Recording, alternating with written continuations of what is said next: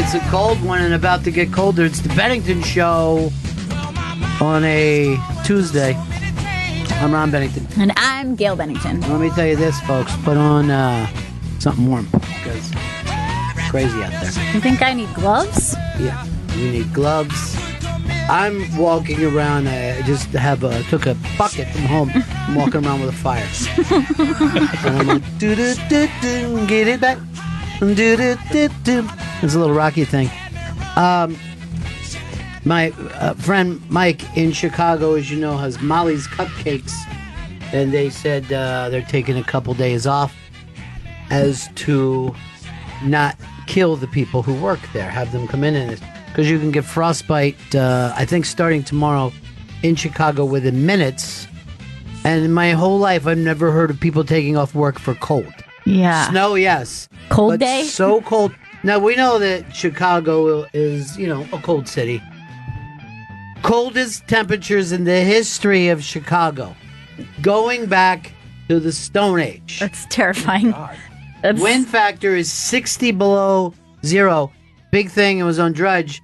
Chicago would be colder than the Arctic Circle. Jesus. The Arctic Circle, warmer than Chicago. People from Chicago right now are vacationing in the Arctic Circle.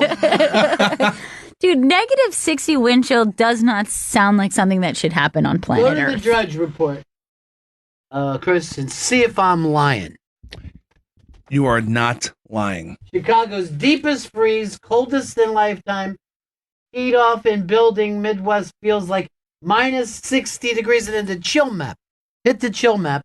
Give me that chill map. Put the chill map up. Chill map's up. Look at this. Minus 48, minus 48, minus 51, minus 57. Jesus. Look at Alabama. 26 degrees, 27 degrees.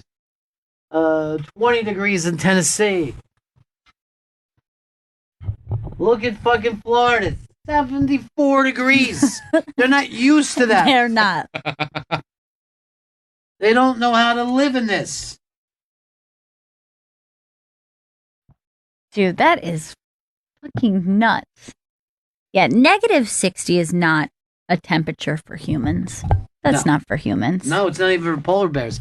They said the polar bears in the zoo are wearing vests and jackets. It's adorable. Yeah, it is. It's so fucking cute. And then they have to wipe their ass with Charmin. I hate those commercials. They make me sick to my stomach. Is it me? Maybe it's your chair. I thought there was something on my feet that was making a weird noise, like a plasticky noise. This is weird carpet. Yeah, that's nice. You know what I mean? You never know around here. Oh, by the way, I didn't tell you, Gail. I didn't tell you, Chris. But our own Vito has an announcement to make. Go, he got a phone call today. Go ahead and say it, Vito.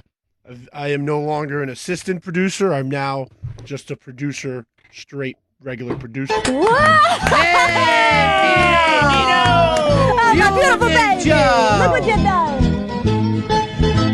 Come on, Vito, mange! Vito, we should go out for meatballs later. Dude, that's so exciting. Yeah, thank you. I'm really happy about it. I did not like being an assistant producer. You and Chris are the exact same thing. So you're my two-headed monster. Yeah. I'm so proud of you, and I'm so surprised it came through because I tried really hard to stop it. By the way, how could you not stop it? All you have to do is give them a show. Say, listen to this. So does that mean that you get to take the monkey to Central Park? Hey, who's got a quarter for my monkey, yeah? Look at him. He's a little monkey. What do you still got? So good for you, Vito. You deserve this. You deserve to be Chris's equal. Mm-hmm. Well, you guys have been doing it the same length of time. So I'd do it a little bit longer, just slightly. Did you get a phone call today, too? I got a phone call. I'm even Steven, Ron. Good for you. You should have been fired. What was today? Did people get phone calls? Like this week? Yeah, this week, yeah. Dodged a bullet, Ron. Okay, good for you. And then you fucking steal from here, too. I don't bring that up. No, you guys put up a new Instagram, right? Yes, there's a new Instagram. These guys, like, they're creative guys. And what do you call this, Chris? What's the name of this? What's the title? This is the title is Metamorphosis is what this title is called. Let's hear it. On our Instagram, Bennington SXM. Banzai! Banzai! Banzai! Banzai! Banzai! Banzai! Banzai! Banzai! Banzai! Banzai! Banzai! Banzai! Banzai! What? Banzai! Is this still going on? Well, it's loops. It loops. Oh, thank God. I'm like, That'd how be totally stupid are insane. you guys? Well, that's great. What do you call it? You call it what? Metamorphosis, Not Ron. just calling it bonsai? Metamorphosis of Banzai. All right. That's on our Instagram, Bennington Well, SXM. no wonder you got the nice bump, Vito. You deserve it. Yeah. And You I'm guys still clearly here. look like equals, so Yeah. it makes sense. There's only clothing separating us. And even that. Yeah. Dude, I love the messy hair, though. That should be Yeah. your thing. Yeah, it looks Like this nice. hair A hanging little in your side fucking sweep. face. Your hair is really getting long. Yeah, it's really long. Are you gonna grow it to your like No, I'm not going long, to. beautiful lengths that you No, once I had? can't do that. Let me see what it's like in Montana. Give me the chill map on Montana. All right. The Montana chill map is at 4 and minus 12. Minus 17 up there, too. Minus So 22. the coldest place is Chicago. Yeah. It's at the epicenter of this deep freeze. And Yeah. that's only, this is Chicago's real temperature is like minus 18, minus 13, minus 16. But it's the chill. Oh, the chill. The God chill damn it. will get you right to your bones. No, it's the windy city, you know? The city that always wins. A Banzai. Banzai. Banzai. Banzai. Banzai! Manja. Oh. Hey, let's get an ice cream cake for Vito. Let's have a little something, you know? Vito, good job down there. The big balls came in. The big balls said, look, Vito, you're not assistant. You're an equal with that fucking Stanley kid. Vito, go get your shine box. Yeah, remember this kid when he first started? Fucking shining his shoes, you could see your fucking face in it. Do your line. Maybe you didn't hear. Maybe you didn't hear. You don't fucking know I Goodfellas? know the movie. I just don't remember the line. I'm sorry. Maybe you've been away a long time. Maybe you don't know. I don't shine shoes anymore. You know, but you wouldn't know that. You weren't here for a long time. It's the fucking greatest thing in It's so history. good. Yeah. No, have a drink. No, drinks are on the house. Billy, drinks are on the house. Keep that motherfucker here. Isn't it nice? The guy who wrote the story is the only one who didn't fucking, start any trouble. Yeah. He didn't fucking kill He was a anybody. good boy. He was just driving around with the fucking body in the fucking trunk. Maybe you didn't hear. I don't know. I'm looking over here like I'm kissing Nat King Cole all of a sudden. You believe that? She's prejudiced against Italians. If you guys watch the Danny DeVito commercial that he does, he's fucking doing some kind of thing. The way he says professionally. Here's a guy who's been acting since 1972, and he says professionally. Can you find it, Chris? Looking for it now. But when he says professionally. Okay, I'll cue it up. Hey, Victor, what's up, buddy? Hey, Ron. It's like 30 below right now in North Dakota, and we're supposed to get 60 below wind chills, and 36 is our record below temperature. And that's going to get smashed all to shit tonight up here. So you want a good laugh, check out our weather map for North Dakota tonight. All right, let's take a look at North Dakota here. We need the chill map. Yeah, give me the chill map. And Victor, Yes, sir. are you afraid you're going to die in this? I'm driving a big truck, and it really, really sucks. I can't imagine. I mean, what if you Yeah. break down in that weather? No. What if you Dead. run out of gas? Dead. Well, you're lucky to have nice people up here that'll stop for you, because that's just it. They know you will freeze your ass to death and just... They're the best And, people in the world, the North Dakotans. They're the best people in the whole world. All right, Victor, please take care of yourself, buddy, okay? All right. Thanks, Ronnie. Peace. Oh, my God. Too cold. too fucking cold, man. I mean, I think the coldest I've ever been in my life might have been -5. And I didn't go out in it. I looked out the fucking window and saw the thermometer. I was upstate Pennsylvania. And the hottest I've ever been is 105. So I've literally only been within 100 degrees. Hey, Wayne in Calgary. How you doing, Bennington? Happy New Year. Good. Yeah, she's like -35, going to be -45 up here, and that's F. What up do you here in do, northern dude? Alberta. How do you live like that, man? Oh, you just got to work a little harder, I guess. No. I would take a gun and I'd shoot myself in the head. Yeah, there would be no working harder. And plus, this isn't even the coldest I've ever been. I've worked up in the diamond mines in the Arctic Circle. It was -76 with the wind chill up there. And that's Celsius. They're not even like us. Yeah. They Celsius it. Yeah. Well, best of luck to you, my friend. Oh my God, Fahrenheit. Yeah. I mean, I think you're going to get home. Your wife has left you. That's what I think. I think your wife is going to go, I can't live like this. Take care of yourself. Well, yeah. It's freezing all over the fucking world right now. It's too weird. I should have paid attention to that movie about the next day or whatever. Oh, yeah. You should have listened. You should have listened. Did you find it, Chris? He's done a lot of these commercials. Yeah, I'm going I know. through them. So you're still looking? I'm still looking, yeah. Here's the big thing that's blowing up on the iBank today. That's that LeBron thing where guys are yelling from LeBron from the fucking cheapest cheap seats. And he sees them. He's like a fucking eagle Did eye. you find it yet? No, still looking. You got them helping you in the other room? Yeah, they're looking through them as well. He says professionally. So goddamn funny.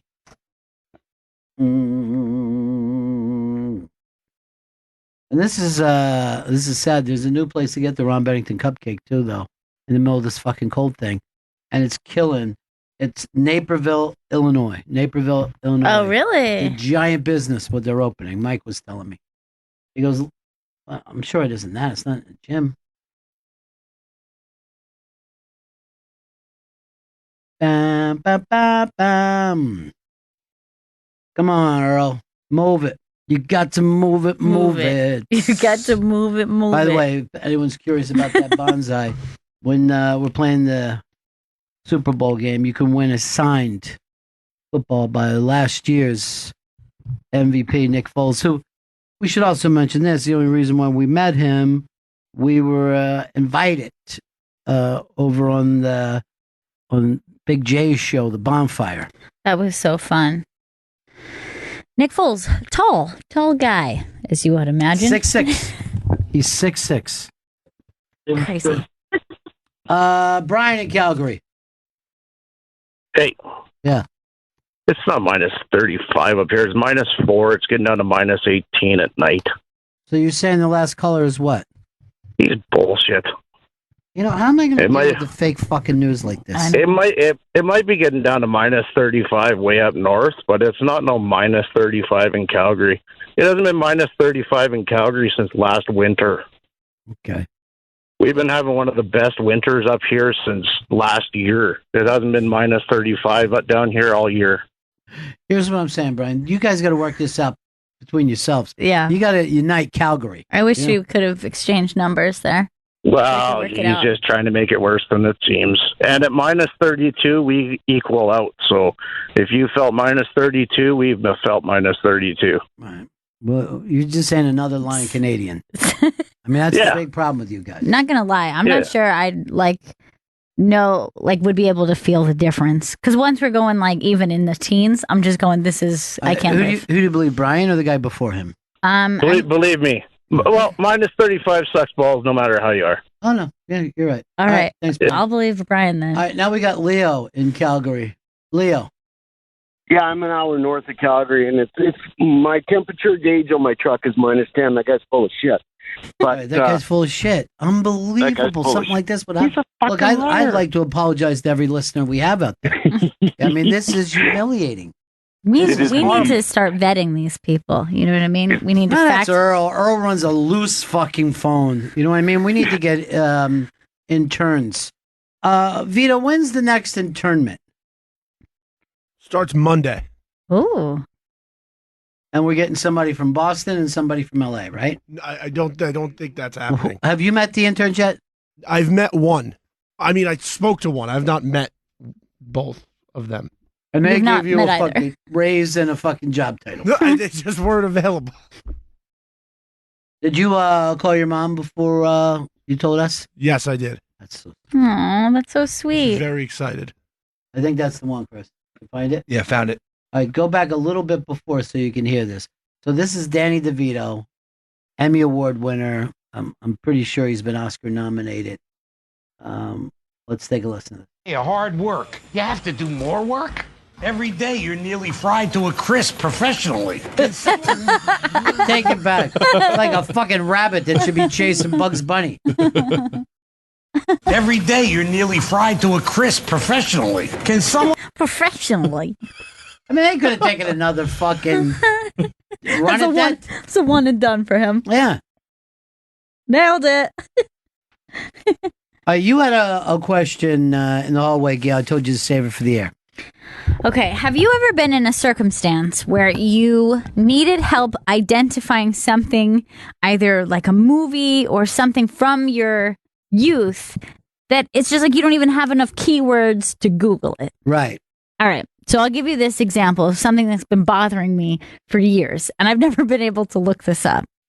There was a poster for a movie, okay? So it was like on the cover of the VHS. Mm-hmm. And when I was a kid, we used to go to Blockbuster and walk the aisles and figure out what we wanted. And I used to pass this movie, and I really, really wanted to see the movie. However, I could see that not only was it adult content, but probably like a little trashy. So there was no way that I could ever explain Why or did you want to justify see it? because it looked sexy and fun. All like right. it looked like a sexy romp. Okay, right. so I'm going to describe the cover of this, and I don't know if anyone would ever remember what this movie is. But on the cover, there are two women. They're two young women, probably in their early to mid 20s, and they're like in either like men's t-shirts and underwear or just like little nightgowns, right? Mm-hmm. And they're like kind of posed, and it's like a white backdrop, and then the title has something sexual or sexy or sex somewhere in the title,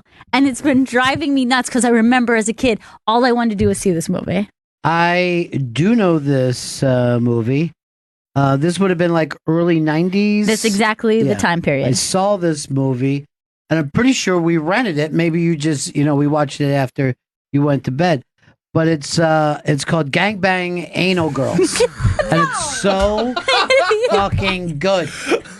It's not Gangbang Anal Girls. So you're thinking probably early 90s. This would be early 90s. Of course, I guess that could mean that the movie could be a late 80s movie, early 90s movie. But I will say this about Blockbuster.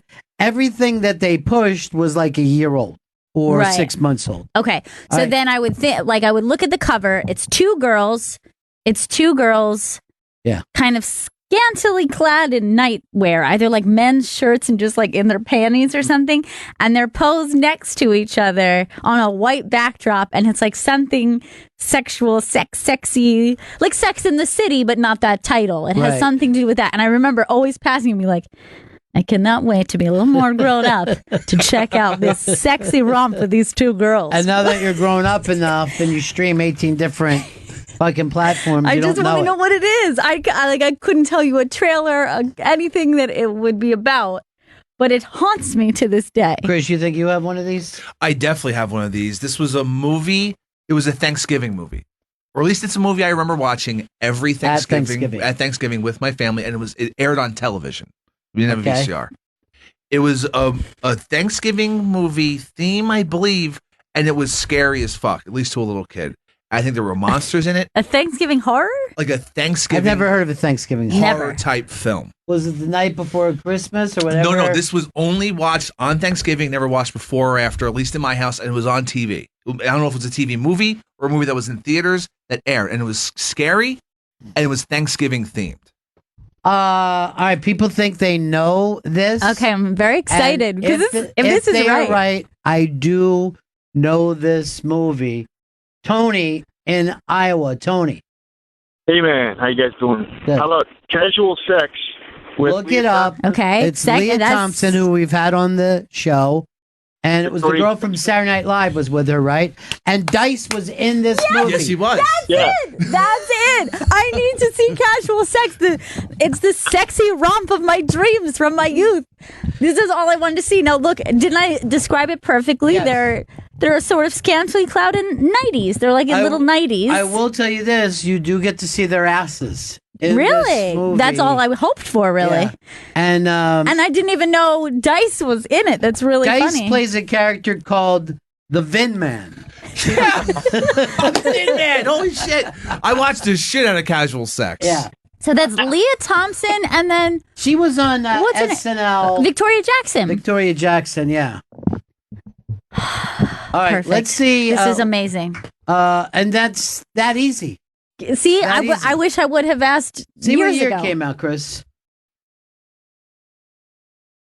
Oh, no, sorry. Hey, Tony, pretty good prize closet for you. Yeah, well deserved. Thank you so much. 1988. Yeah, makes sense. yeah. Okay. All right, Chris, describe you say horror Thanksgiving, and you don't seem to know much about it. I believe. All right, so it was a movie that only aired on Thanksgiving. Okay. Could have been a TV movie. Could have been a movie that was. But would they have? I mean, I can't believe that something aired on Thanksgiving and isn't famous. It was. There might have been like a boog in the title. I kind of remember that. A like boog? Boogsgiving, something like that. Boogsgiving? That's gross. I can only remember that because it was on Thanksgiving. All right, but is it Thanksgiving in the movie? No, it's like I don't. Then why would it be called Boogsgiving?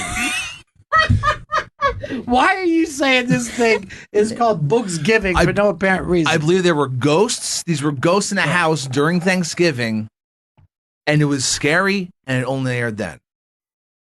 Ghosts in a house. There might have been like a. It might have been like a soldier's ghost or something because it would have been Soldier's Ghost. Chris loves his soldier ghost. It's Boogsgiving time. Christopher, get in here. We're going to watch Boogsgiving. Christopher Boogsgiving is on. I might remember there might have been Pilgrim ghosts and maybe Native American ghosts. This is insane. No, this is crazy. I know I saw this because I saw it multiple times and I look forward to watching this movie at Thanksgiving. And this would have been like probably the early 90s, late 80s. It had to have been then. Because I was a small kid when this thing happened. Or when this thing showed on the air. Shit on the air? Showed on the air. Said shit. Earl, have you ever even heard of this before? Not a. I think I think he had a bad dream. Yeah, this could be a dream. This movie existed, and young Chris Stanley loved it. I couldn't get enough of this thing. I look forward to it every year. You weren't scared? I might have been scared. I can't remember, but there were definitely like pilgrim ghosts. Now that I'm talking about and thinking about it, there were definitely like some pilgrim ghosts. This is a dream. Definitely Unlike Casual Sex, which is real as can be. A sexy romp that I can't wait to watch. I'm the Vin Man. Casual Sex, though, that was a great movie. Watch it so many times. Does the Vin Man have sex with both of them? I hope that's what happens. I don't want to ruin it for you. Okay. But the Vin Man likes everybody. And he's the best from the East. He's a wild and crazy beast. He's the Vin Man. He's, I believe, a limo driver in that movie, or he owns a limo company. I think he owned a limo company, and I remember like he starts off as like a bad boy, but towards the end, don't give it away. I'm not giving anything away. Yeah, please, come on. Why would you even? I've literally do that? waited a lifetime for this. I've waited since Do me a 1988. favor. Yeah. Don't fucking ruin Boogsgiving for me. Boogsgiving. Mike in Cincinnati. Don't. Mike. Yeah, the Thanksgiving movie, would it be Blood Rage? Because that's the only Thanksgiving horror movie that I can think of off the top of my head. I've never heard of Blood Rage. I've never heard of Blood Rage either. This Thanksgiving, you're going to find yourself in a fucking blood rage. Sorry, did I just say fucking? During Thanksgiving? Boogsgiving. This trailer's not for children. Boogsgiving is going to fuck with your mind. Dan, Jersey. Was it a black and white movie? Yeah, I think it was. Yeah, what do you got? The black and white Booksgiving. Yeah. No, March of the Wooden Soldiers. Oh, yeah, I've seen that. It's the March, the Wooden Soldiers. You can hear Jack say, "Sweet Jane." No. Were you listening to Sweet Jane? Maybe. I don't know. I was not. I know there were green ghosts in this film. Ghostbusters. That's what you saw. It's fucking Slimer, dude. In the neighborhood. I think you better call Booksgiving. It's the Motley.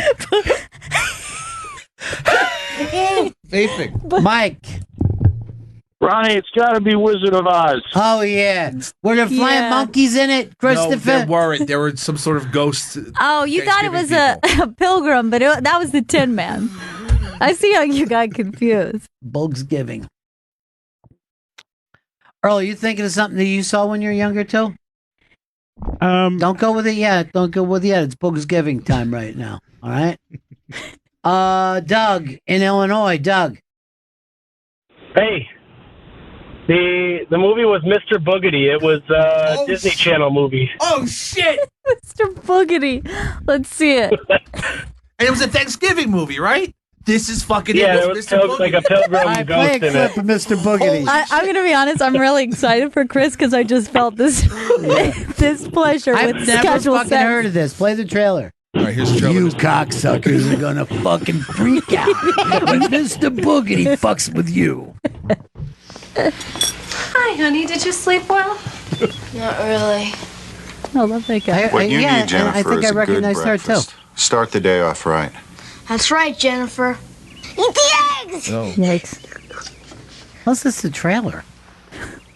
This can't be. It's just a scene from Mr. Boogedy. Rubber eggs, Daddy. Mr. Boogedy Again. trailer. But this is just. Oh, she was on a TV show, Chris. Let me see her face. What are you doing Yeah, I right, thought Mr. these were Boogedy different. over and They over? look Just pretty good fucking to watch me. it. What do you think? Yeah, I tricked him. It does. Good one. Chris, when you were watching this, were you blowing somebody? Oh yeah, she is familiar. The mom. Yeah, she was on a TV show. I can't remember what it was, like an 80s TV show. I sure do. This fucking movie's the worst. Well, it's just a bad scene, I think. Mr. Boogedy sucks. Chris, good news, too. Go ahead, Chris, in Jersey. Yes, there's also a sequel, Bride of Boogedy. What? I'm definitely watching both of these things. There's a Grease, too? I found the actual Mr. Boogedy trailer. Did you see if you can find the Bride of Boogedy?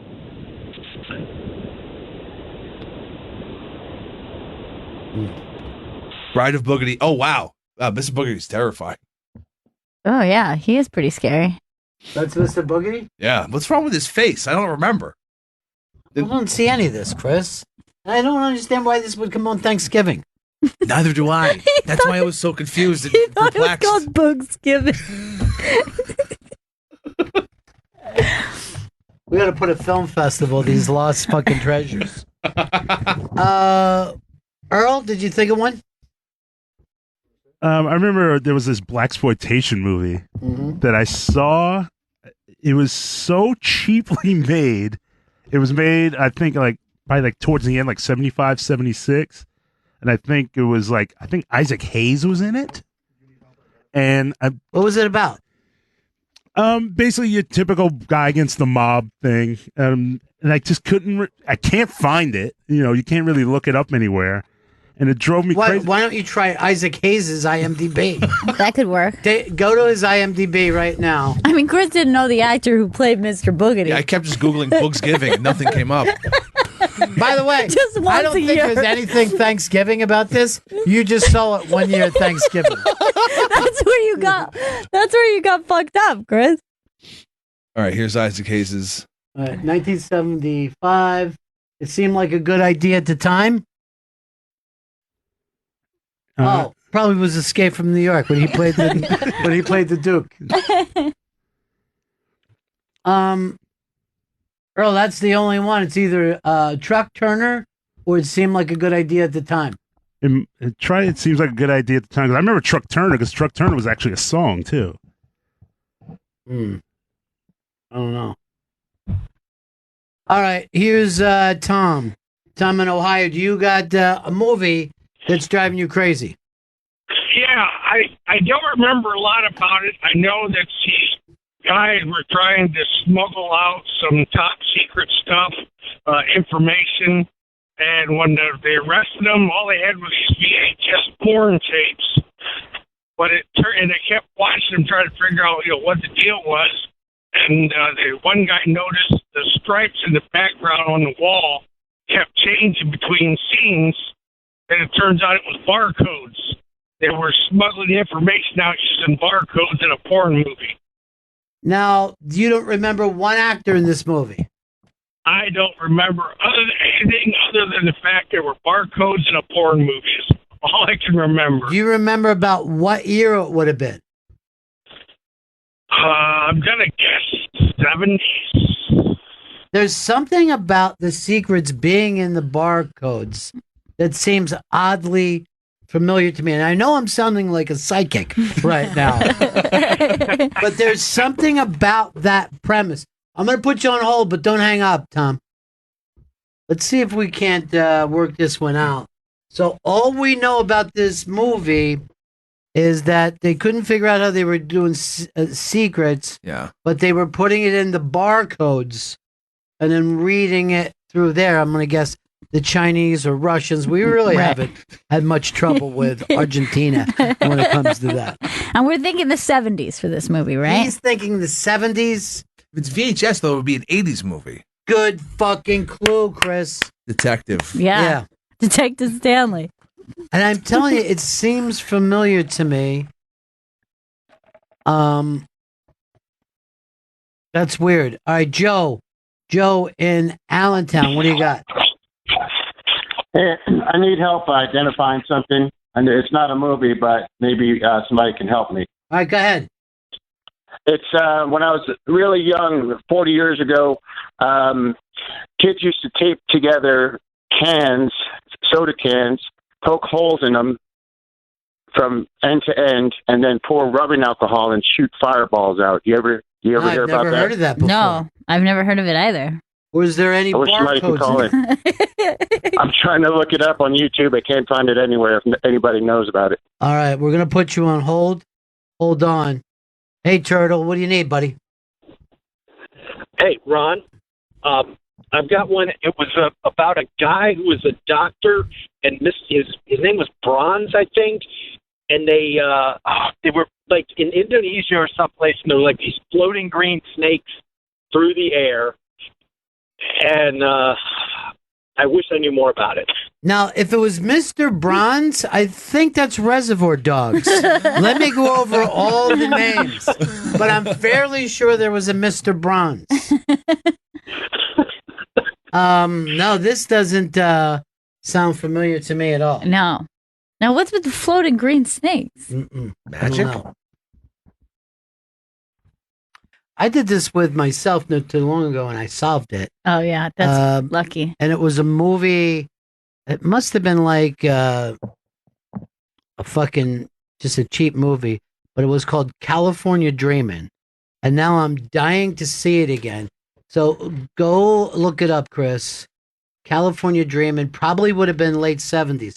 But the reason why I remembered it is there was a young girl who was... No, that's not it, Chris. Yeah, there you go, 1979. Great poster. Glennis O'Connor was an actress who had done Brady Bunch, and she had her tits out in this movie. And there's a... it's impossible to forget when something like that happens. All right, now, Vito, are you keeping up on this? Because it looks like we're getting... All right, Dan is answering whose question, Vito? Work together, boys. Looks like Joe. He's answering Joe's question. Joe said, what's the childhood things where kids tied cans together? Dan in Illinois, what's your answer?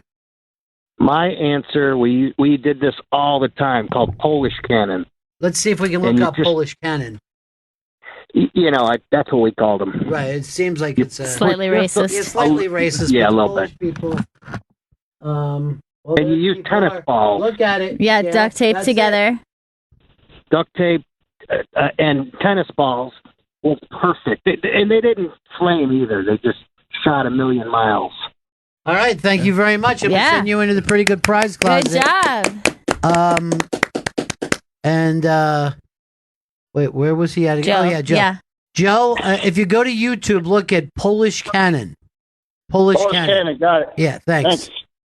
All right, let's go over here to Tom from Connecticut. Tom. Paddington. Yes, sir. So, in the early 80s, I want to say it was, there was this movie, and this guy got these superpowers somehow, and anytime he saw the color red, he would lose the powers. I remember, he was flying one time, and he saw a stop sign, and he crashed because it was red. Pretty sure that's Superman. No. It was like Boog's Christmas, maybe, or... All right, hold on for a second. We're going to come back to you. Now, here's Frank. He had an answer for Turtle with the Mr. Mr. Bronze. Frank, what's your answer, buddy? Yeah, the movie is called Doc Savage. It was made in the 70s, and it had if you're old timey, Ron Ely, who used to be Tarzan on. Oh wow, yeah. All right, let's go back and check with Turtle, see how this holds up. Turtle, Doc Savage. Yep. Does that answer that for you? I think that's it. Now that you say that, because I remembered it with Savage something. Yeah, Doc this Savage is makes total sense. The Man of Bronze is it's Doc Savage, the Man of Bronze. Yeah. 1975 American action film. Glad we could scratch that list. Frank from Florida goes into the pretty good prize closet, Earl. Get his information. All right, Tom from Connecticut. You had a superhero who would be flying around and see red and not be able to fucking deal, right? Yes, that's what it was. All right, we think we have an answer for you, so hold on. Tim in D.C. Tim, what answer do you have? It is Super Fuzz, and it starred a spaghetti western guy named Terrence Hill. All right, so there's Terrence Hill, who I don't recognize. Ernest Borgnine was in this movie, though. Yeah. It was on HBO a lot when I was a kid. All right, let's go back and see if he remembers it being that. Tom, it would be called Super Fuzz. Look it up, okay? Doesn't sound familiar. Does it have the guy that looks like William Catt? William Catt. Well, that sounds like Greatest American Hero now. Right. Yeah, maybe I'm mixing up the two. God damn it. All right. Thanks, buddy. Thank you. Tim goes into the pretty good prize closet. Good job, Tim. Even though we're not 100% sure. The whole, when he brought up William Catt, I'm like, yeah, I know William Catt. I think it is Super Fuzz because his powers do stop whenever he sees red. That reminds me, here's a fucking movie that William Catt was in that I can't remember, but Laura Partridge from the Partridge Family was in it, and she showed her tits. It's awesome. And I remember that. This is 70s, early 70s girls I saw on TV when they get naked later, and William Catt was a college soccer player. Really? Yeah, I'll give away a prize for that one too. All right, let's go over here to. And by the way, we've got nothing on anybody sneaking secrets out on a barcode. That's the stumper. All right, Drew in PA. Drew, what do you got? Hey guys, there was in the mid '70s it was a made-for-TV kind of horror thing that had, I think, 3 vignettes.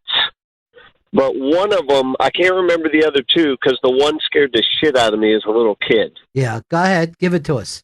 It was like little creatures that came out of a chimney, or like the fireplace, and they were only about 6 inches tall with little knives, and they would stab people, and they'd fall on the ground. I remember waking up as a kid thirsty and being like, I'll just be thirsty because I'm too afraid to get out of bed. Chris Stanley believes he has this. Was James Woods in this movie? Oh, man, it's been so long that I'm not What is sure. the James Woods movie? It's James Woods is in one of the. I think he's thinking of Cat's Eye, where there was these little trolls going around, like they attacked a little girl. Well, let's look up Cat's Eye. Oh, man, this sounds like it might be it. Oh, and by the way, I knocked myself unconscious with one of those Polish cannons. It has little trolls with a knife that's going around trying to kill people. Yeah, that's exactly it. Cat's Eye? Cat's Eye is the name of it. I've never heard of this. This is Stephen King. Yeah, Stephen King. Is that Gertie in it too? And Gertie's in it too, yeah. Yeah, I remember watching this movie a lot when I was a little kid. It was like from the mid or early 80s. Chris, go into the pretty good prize fund. Congratulations, Chris. Yeah. Cat's Eye. Dave in Tampa. Dave. Hey guys, there's a movie. I think it's a Ben Affleck movie from the 90s where he was a hitman, or somebody was a hitman. His last name was Lucas, which is kind of weird because it was my last name. I could never find this movie again. And he goes into a car and somebody says, they were about to kill him, I guess, and they say, make a wish, it's 11/11. And 11/11 is a big number in my family. So I'm like trying to find this movie. I have no idea what it is. It doesn't seem like it would be Ben Affleck. Yeah. The 90s, we're looking for a hitman named Lucas. Lupus, Lupis. Very weird. So far, Chris is the only one who was able to see in one of these weirdo movies. All right, my dad's name was Lupus, and he's got 11/11. He died on 11/11, and it was just one of those things that number follows us. Oh, Chris, by the way, don't go to get your prize. There's been controversy. Oh, come on. Meat Face in Utah claims that he thinks he knows what it is. Go ahead, Meat. Once again, Chris is wrong as fuck. All right. The name of the movie is Don't Be Afraid of the Dark, and it scared the shit out of me when I was a kid. And it's little people who come out? Yep, 1973. Oh, look at the images of this. I mean, that's pretty terrible. Kim Darby's in it. She was in True Grit. Look, look, these things look like larger monsters, and Cat's Eye was the little troll-like thing with the knife. Yeah, if we're looking at this, Meat, they did have the knife situation. Yeah. Bullshit. No, Chris is wrong. I'm right. All right, peace. No, you're wrong. Let's go here to let's go to Dave in Arkansas. Dave. Hi, Ronnie. Yeah. Okay, this movie, I've watched it a couple times, and I've been trying to find it. I know it has Matt Dillon in it, and it's late 70s, early 80s, and it's about a bunch of teenage kids in, I think it's high school. I got this, brother. It's a little film called Over the Edge. I believe it was Matt Dillon's first film, and he was skipping school and walking around the hall when the casting agent said, let's grab this kid. And it's fucking honestly a great fucking teen movie.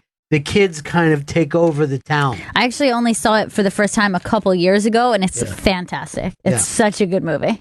So it's called, is it Over the Edge, Chris? Over the Edge. And I believe Cheap Trick's Surrender plays in it. So Dave, look it up. It's called Over the Edge. Got it. Thanks, Ronnie. And it's badass. Peace. Let's go to Andrew, who is now a third person in the controversy here.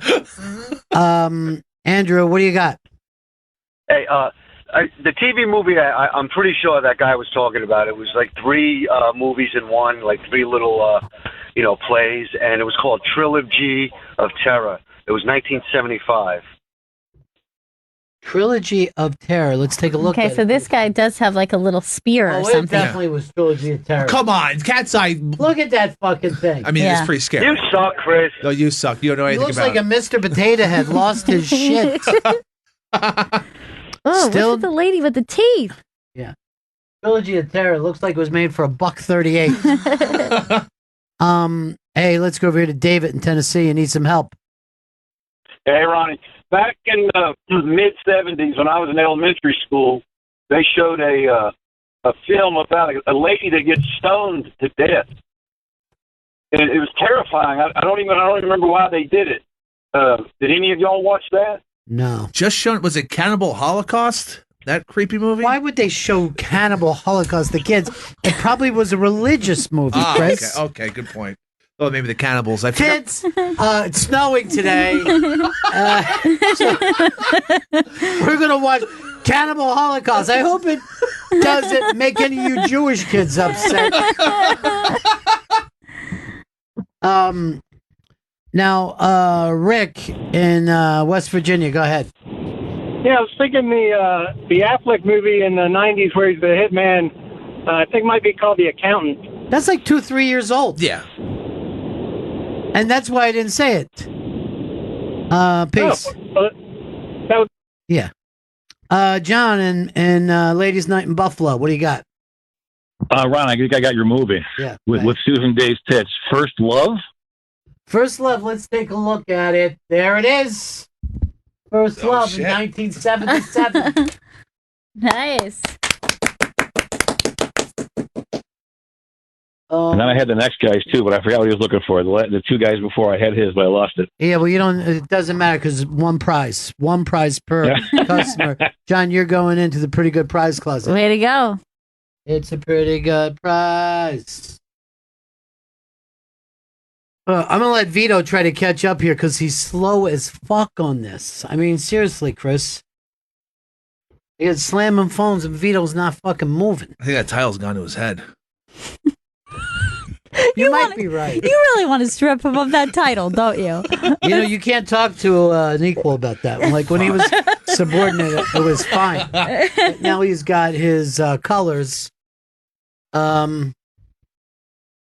Let's go over here. Corey, what's up? Hey, guys.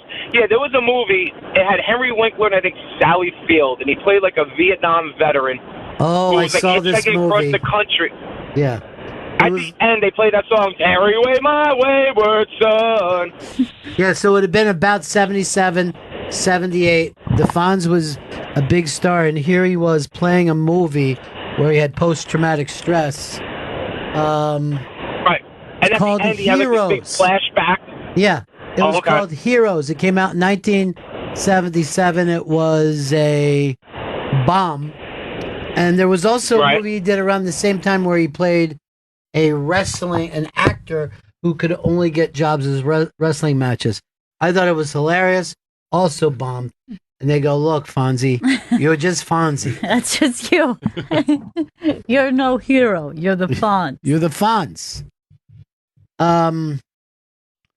Here's Stephanie in Phoenix. Yes, hi. Yeah.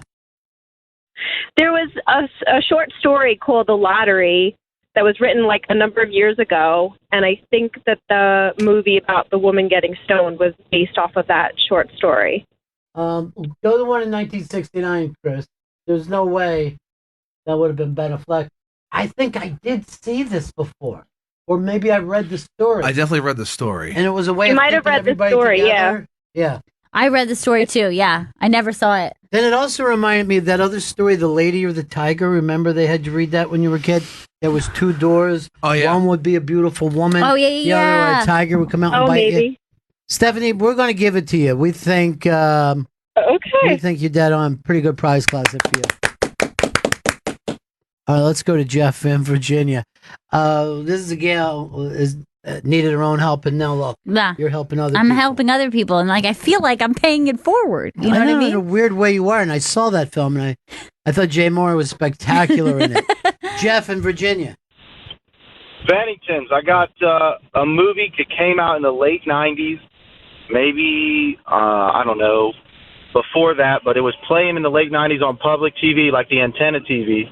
All jungle scene. The guy had real light white skin and couldn't get into the sunlight or he would burn. and it was all indigenous people around him. I've never been able to find it.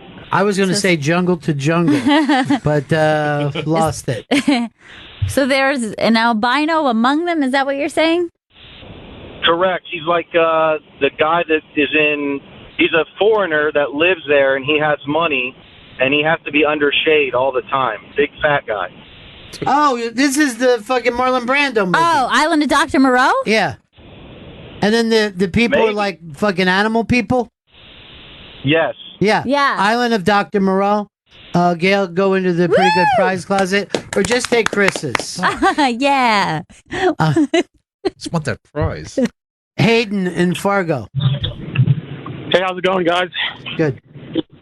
So the movie I'm looking for, we watched it in high school. It's Paul Newman around, I think, during World War II or post World War II, and he was a Jewish soldier, and I just can't remember like what the name was. You mean an Israeli soldier? Yes. Okay, Paul Newman, fooling no one as an Israeli soldier. Are you thinking Exodus, Chris? Yeah. I'm thinking, 1960, Exodus. All right. I think it was Jewish in that. All right, there you go. Yep. You got it. Perfect. Thanks. Matt in Richmond. Hey, this movie used to petrify me growing up because I used to piss in my bed, but there was a movie after school special where the mom would hang the piss sheet out of the kid's bedroom. I have this. This was a movie, I believe, based on the life of Michael Landon, who went on, because he peed the bed and then he made a movie, and I think he directed it himself. But I think it was that guy Robbie Benson was the actor when he was a little kid. No! You're talking about a different man. Robbie Benson became a big runner because he used to run home. Yeah, he had to sprint home to beat all the neighborhood kids from seeing his piss pants. Chris, this would be like early 70s, 74, 75. But he just put The Loneliest Runner, 1976. That's it. No, look at Incredible. this, Chris. Written by Michael Landon. Wow. Directed by Michael Landon, but there's no Robbie Benson in the one that you found. So so the idea is that like he runs home because he's pissed himself and his mom shames him? He wants to take the piss sheets down because people used to hang the sheets up outside. Yeah. He had to beat the school bus home before the school bus got off in his neighborhood. And then he became a great runner, right? Yes, he became an Olympic champion. Michael Landon wrote it and directed it, and I remember being a kid, Michael Landon being like on TV going, I used to pee the bed, and like a fucking creepy kid, I was just laughing at him. Like instead of going, oh my God, what a horrible thing. And now that I got older, a lot of comics used to piss the bed. Really? Yeah, you hear about it all the time. Very interesting. Sarah Silverman used to piss the bed all the pisser, time. huh? Yeah. Vito, something you want to add here about pissing the bed? Or Vito used to shit the bed, and it was always a hard shit too. It wasn't explosive diarrhea. He was look. So he's pushing. Yeah, you know what I mean? Like he's pushing in his sleep, really trying. I have one that that I've thought about for years that I'd really like to ask for help with. There's an old man in it. They win a car in a gambling thing, and it all culminates with him having a royal flush in poker. It was on. I think I saw it on like Showtime or something. It might have been a kid's movie, but the royal flush hand was like the biggest, or Full House. It was one of those two hands. Now, I wanted to ask you about, because you watch kids' movies, right? Yeah. So this was like three brothers, right? And the oldest, Michael, he would be sickly as a kid. He wouldn't be able to do it. Sonny, the next kid, was like a hothead, right? But the little boy, Michael, he figured out how to fucking take the Barzini family down. You ever heard of this movie before, Vito? Sounds familiar.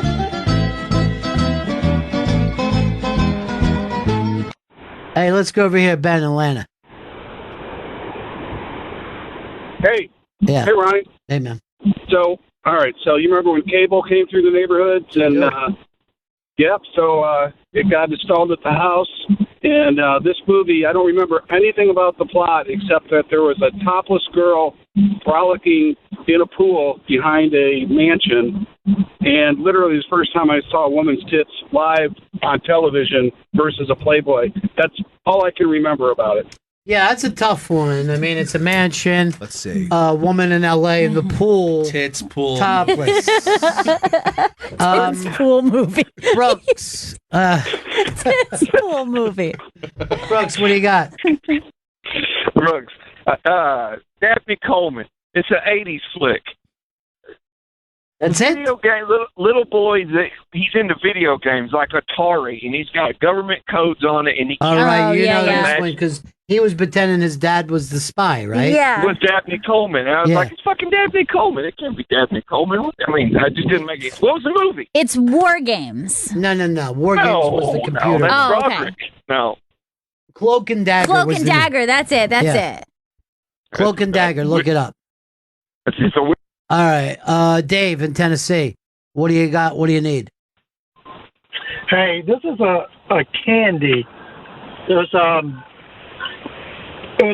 It tasted just like a peppermint, like you're just a star mint. What? But it was round. It just dissolves in your mouth. It's like very airy. And my grandmother would have them probably in the late 70s. Sounds like I have no idea what the name of them is. Yeah. It's just like a peppermint. It tastes just like a peppermint. What's it called? A peppermint pep? Jeremy in Ohio. Yeah, I remember when I was a kid, early 80s, there was a movie that I think Pamela Adlon played a boy that turned into a girl during an eclipse. And the movie poster had her whole family looking down her pants to see the difference. First of all, it's hard for me to believe they were looking down her pants. But she used to play a lot of cross-dressing parts when she was a kid. They thought she was so boyish. She's got that little gruff voice, I guess. She does. If somebody could figure out the name of it and look at the poster. We got it. It's called Willy Millie. And when she was told to perform, she would turn into a boy, right? You went from a girl to a boy.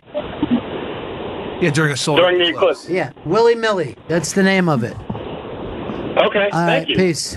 Seems the father was happy about it, according to this. Well, who wouldn't be? Every father wants a son. Renee! What's going on, Bennington? Hey, buddy. Hey, I got a song for you, Ronnie. I know you're going to know it, but I know the words. I don't know. It was like a comedian, dude. It was it you who did the pushing, left the stains upon the cushion, footprints on the dashboard upside down? Was it you, Sly Woodpecker, God of my daughter Rebecca? Do you know it? No, but it sounds like a street thing that you would hear. Yeah. Nobody would do that on stage. No. No, it was a guy. I think it was like he had an album. John Valby? It was on an album that I heard. You know John Valby. Upstate New York guy. No, I don't. Yeah. Upstate okay. New York guy. Hey, Look him dude. up. Used to do O&A all the time. Let's go to Will. Will, what's up, buddy? Hey, how you guys doing? Good. Awesome. So there was this film that we used to watch. Well, I've watched it twice. Once when I was a kid, my mom thought it'd be funny to scare the living piss out of me. It was like early 90s. I don't know. I do it to my kid now, so I think it's just we're narcissistic. Or sadistic. I don't know, one of the two.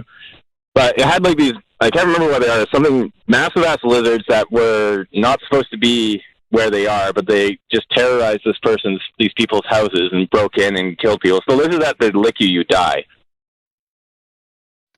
I don't think Something dragon. Yeah. Pete's Dragon? Sounds like it's Pete's Dragon. Kimono dragons are yeah. like that. Oh, Chris, this wasn't supposed to be about you fucking Googling stuff. It was about the listeners helping listeners. Todd in California. Yeah, so this was a movie, I think it was an after-school movie in the 70s, and I had this scene that just terrified me. This girl is odd, and she moves into this, like, rural community, and she has a pet crow. And the scene is where, in order to become popular, she lets all the other kids stand in a circle and stone her crow to death. It felt like I saw it multiple times, and it felt like it, even though that scene was so terrifying, I think it was an after-school movie. Yeah. Yeah, I don't know it. Hey, let's try Radio Shark. Radio Shark, what do you got? Hey, Vito! Was that you or did Earl get him? That was me. Yay! Hey, it's the big producer. Hey, producer. You did it. You did good. You did good. All right, that's all the time we have for that. We got to take a break here. We can't be helping everyone. You know what I mean? But we did a lot today. We did get a lot done. Really, really proud. And what was the name of yours, Chris? Mr. Boogedy, which I will be watching. And by the way, Justin Stengel also texted me that he saw that. You and I are connected now through the Boogedy. What are you doing, Vito? And we got to listen to him. He's a full producer. Yeah. He's authority. You know, I feel like he's walking You know around what, with it. Vito? Most people don't realize about working in radio is that it's hungry work. I mean it. And you know, cooking can seem like a chore, but that's where Hello Fresh comes in. And they take the guesswork out of cooking by offering a wide-ranging menu with classics that we know and love, like Chipotle Spice Steak or Gorgeous Greens Farro Bowl, to recipes you might not be as familiar with, courtesy of their gourmet menu for just $6.99 per serving. And they deliver it all to your doorstep, pre-measured, so all you got to do is follow the recipe. It could not be easier. That's what makes HelloFresh America's #1 meal kit. For a total of $80 off, that's $20 off your first 4 boxes. Visit HelloFresh.com/Bennington and enter Bennington80. That's HelloFresh.com/Bennington. Bennington Show. The video's up now of how to play the game Banzai that Chris and Vito explained it to everybody. But during the Super Bowl, we play the game Banzai every year. And that's if there is an interception during the Super Bowl, you tweet #Banzai at Bennington Show on Twitter. You have a chance to win a signed Nick Foles football. Now, Gail, you said you had trouble getting the baby to sleep last night, right? Yes, I did. It's easy. brutal. There's a video up on the iBang that'll show you how simple and easy it is to get a baby to sleep. This man discovered that if you take the time to just put your hand over the baby's forehead, come down slowly, and shut both eyes as if they were doll's eyes. It's all the baby really needs to do to find this drifting off to sleep. Holy shit, that's too cute. I wish that I could just turn myself off like that too. Just zoop. This kid is out. That kid has narcolepsy. Also, it looks like he has the world's youngest dad. Yeah. He was such a kid. He's a kid raising a kid. Yeah, babies having babies. My God. Hey, I got an idea it's just for kind of Trump backers, but I call it the magazine. And it comes out every week, and it's just great stuff that Trump has done and how we are getting over and making things happen. Did you see the guy yesterday? I can't think of his name. Oh, John Bolton. So he's at the press conference, and he's holding on to a notebook. And, I mean, he had to do this we're having trouble in Venezuela. Nobody knows what's fucking going on there. Everything's unstable. And he has this notebook, and you see on the outside of this, just a yellow legal pad, that he had written 5,000 troops to Colombia. What? Something. Holy shit. Is that fucking hilarious? You really shouldn't hold your notebook that way. Yeah, you gotta be careful. 5,000 troops to Colombia. Ooh, ooh, ooh. I know you've got to pump it up. Yeah, I'm soon, gonna. right? And then we've got Dean Del Rey coming in a little bit, so you'll be back in time for Yes, that, right? I will. What song do we got for Dean Del Rey? We've not worked that out, Earl and I. What? I know. Well, Gail's got to get going. Now maybe we can do a little football talk if she's finally, Ron, pumping milk out of her breath. Bum, bum, bum. How excited are you about the Super Bowl? I got really excited about it starting yesterday. I'm thrilled. Yeah. I am so excited that the Eagles aren't in this game and I can just relax and enjoy the game. Yeah. Where it's not just like pure just stress and tension. Yeah. That's too much. And it's exciting if Brady wins or loses. Yes. Either is great. Yeah. It's either Brady, look at you, you're the GOAT, or look at this dumb fuck. He keeps going back to the Super Bowl and losing. I know. Now him and Belichick look like shit. They just lost the last two. Let's sit around and think here. What teams have gone to 3 straight Super Bowls? I can only think of 2 before New England Patriots. The Bills? The Bills has won. Did the 49ers? Absolutely not, Chris, because remember, they didn't have any losses during that 4-0 run. Actually, it was a 5-0 run if you're going to wait a couple years. Yeah, with Steve Young. Yeah. Then it would be the Steelers? Absolutely wrong. If you remember, the Steelers went 4-0 during that run. What do I got to keep telling you? The same shit over and over? Earl, you have no guess, huh? I was going to say maybe the Dolphins? Earl is correct. The Dolphins went 3 years in a row, winning 2, losing 1. My next guess was going to be the Broncos, which I'm going to guess would have been wrong. Yeah, maybe. No, I don't think it was the Broncos. I think the team that people would forget is the fucking Bills. Since they had an 0-4 run. And the pain of that city. You know what I mean? People wear it everywhere. Yeah. They're just destroyed. The number one cause of death in Buffalo is the Buffalo Bills. I think it'd be great if Brady starts an 0-4 run now. I mean, he already has the 0-1 run. But if he goes 4 times and loses 4 in a row? Now, I mean, if Brady wins this, they'll have 3 this decade, 3 the previous decade. So they're definitely the team of the decade for fucking 2 years. Chris, who would you say the team of the decade of the 60s is? Packers? Gotta be the Packers. Yeah. 70s, Steelers. 80s, the 90s is the Cowboys. And then Brady would pull off being the team of the decade, too.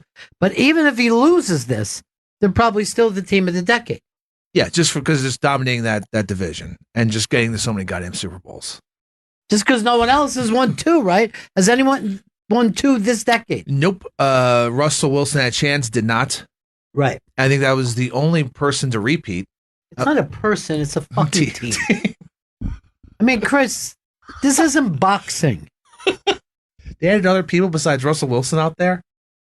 That's sad. I mean, you millennials and your fucking disrespect for team sports. Yeah, and Peyton had a chance too with the Broncos, but he got destroyed by Russell Wilson for his 1 win. When did he win the first one? That was when they beat. That's when Russell Wilson beat the Broncos when they beat the shit out of them. And it was just like it was done. It was almost a shutout. It was like they got the touchdown late in the game. Yeah, that was when it was the first. That was the first play was a safety, and everyone was like fucking shocked. That's right. Like, well, that was a fucking embarrassment. Then I think the Seahawks ran it back to start the second quarter. It was You just said Seahawks. Seahawks. And And I don't see Aaron Rodgers ever getting back. Seems like there's too much trouble in Green Bay. Well, he got hurt like in the first or second game this year. And instead of taking time off, he just played the whole time. Now, with a new coach, maybe Green Bay is on their way back. I don't know. I mean, I like to see Aaron Rodgers win, too. I mean, he's ridiculous. He's ridiculously fun to watch. I call him the modern day Jim Plunkett if he wins, too. I want to see his brother get back in the game. We talk shit about him all the time. I want to see his brother just fucking call Aaron every once in a while. Stop siding with the parents. I like that he doesn't like the family.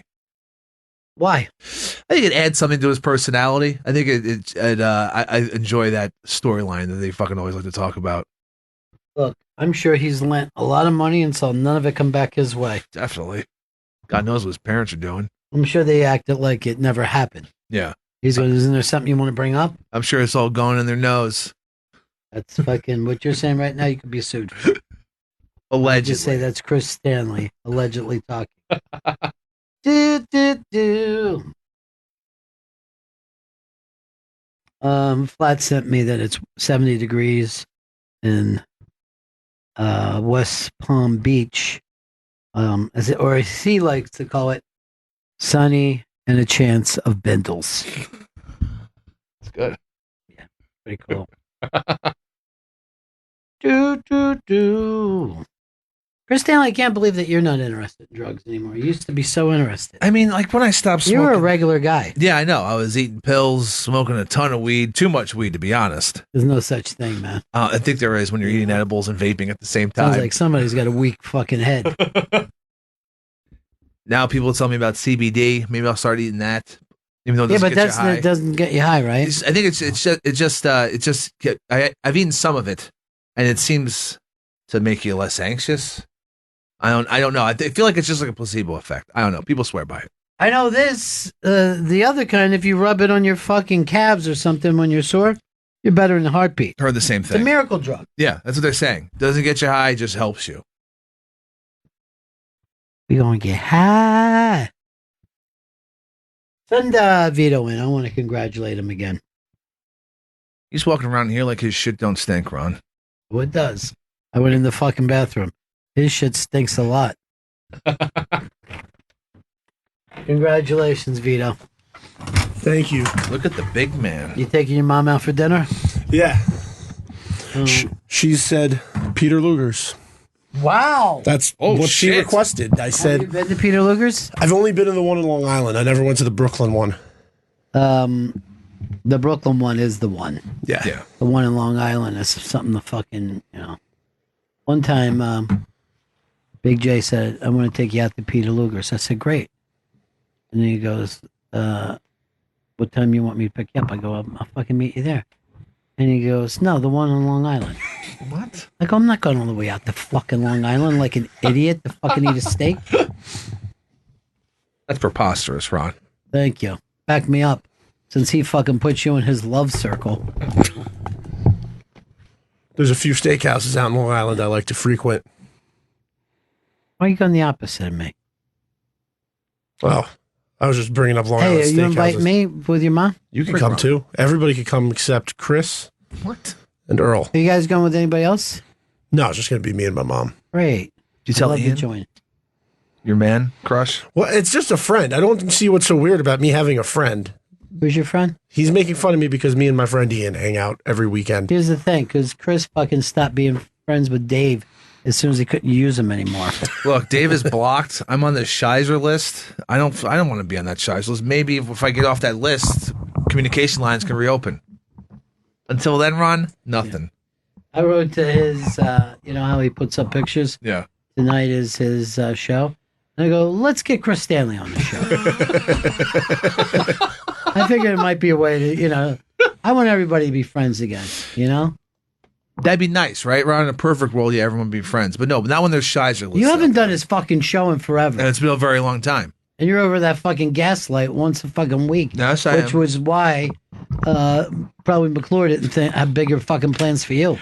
Ouch, it's hurting me. No, and I'm very serious.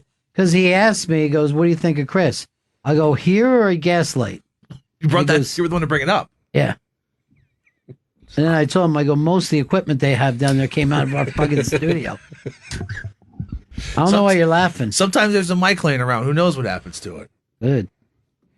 Everybody loves the wise ass. Keep going.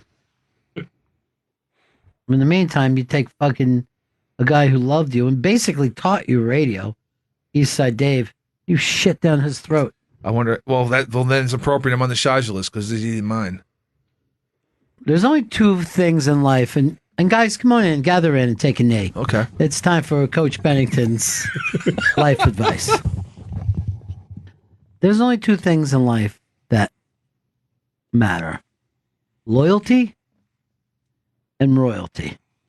Okay? That's it. Okay. I never thought about it like that. Yeah. Can you be loyal to the royalty? Anyone so stupid that they have to ask a follow-up is the kind of guy that would stab his best friend in the back. He put me on the list first, Ron. He also didn't feel like he could trust you around his girl. So what? I buy her a drink one time, and now it turns out I'm trying to bang her? Yeah, there's no fucking difference in anyone's opinion. I think it was just his opinion, his jealousy, and paranoia. I'm just being friendly, Ron. What's wrong with that? What's wrong with being a friendly guy? Well, it's with somebody's wife. You know in the mafia, they would kill you for talking one-on-one with somebody's wife? You would ruin the mafia. Because Italians are such fucking puss hounds that they know they had to come up with a fucking thing like that. Like, look, talk to somebody's wife or girlfriend and we'll kill you. That even meant their side piece. Wow, that too. Yeah. I didn't know that applied. I thought because it fucks with everybody else's head. Ah, okay. And when you're down there throwing your fucking big bucks around, why are you laughing at this? See, I thought that like in the mafia, like the mistresses could You be just passed said around. mafia. Like it was moths. Oh, the mistresses could be passed around. No fucking way. Oh. Why? It's like two guys rubbing their dicks together. There's no difference. Oh, okay. You didn't watch The Sopranos, did you? I missed He a couple of didn't fucking seasons. watch anything. Hey, bartender. Hey, man, looky here. Hey, buddies, what's happening? Hey, I'm in PA. I'm a Steeler fan, so I just want to see you guys are talking about Davey Mack. Any chance you could play the famous "Fuck Tom Brady" song? It's the perfect in honor of the Super Bowl. And by the way, Chris Stanley's in this video and now doesn't get back with the guy. No. Who knew we get that much play out of that song from 7 years ago? Who fucking knew, right? Five more fucking times it applied. The Giants part didn't, but the title does. Do you remember Raging Bull? What happened when Pesci saw fucking Robert De Niro's wife fucking talking with a maid guy? Went over and fucking smashed his head with a car door. That's what should have happened to you that night, Chris. Dave was right there. Does that make it worse? What's that make him a cuck? Who doesn't want to shout at Jameson? That's what I say. Hey, did you see where that fucking idiot fucking tackled the Patriots mascot? No. It's up on the iBank. Who was it, Vito? Do you know? It was a Jets safety. What a fucking bush league stupid thing, and I hope he gets the shit suit out of him. And the fucking mascot went straight to the hospital, which is fucking brilliant. He got concussions, jaw injuries, back injuries. And I'm sure none of that's even true, but why not fucking charge him for it? Holy shit, he wiped him out. This is the exact opposite of what the league wants to present itself as during fucking Pro Bowl week in Orlando. Just destroying some just random dude in a fucking mascot outfit. He's not a fucking rando. He's the fucking mascot for the Patriots, and he's due to be at the Super Bowl. Oh, there's just one guy. You don't have multiple dudes as the mascot? No, this is not a fucking game, Chris. This isn't Santa Claus. This is the actual guy. I had no idea. I always thought there were multiple guys on retainer just to fucking be in the mascot. Yes, and they have those kind of skills. You're fucking waving to people. You're acting like you're doing a dance. You're fainting when somebody misses a fucking field goal. Go to the LeBron thing. This is the best fucking video I've ever saw in my life. Here it is. Same thing happened again. Yeah. Crawford did it this time. He does it. Some fans go nuts above it.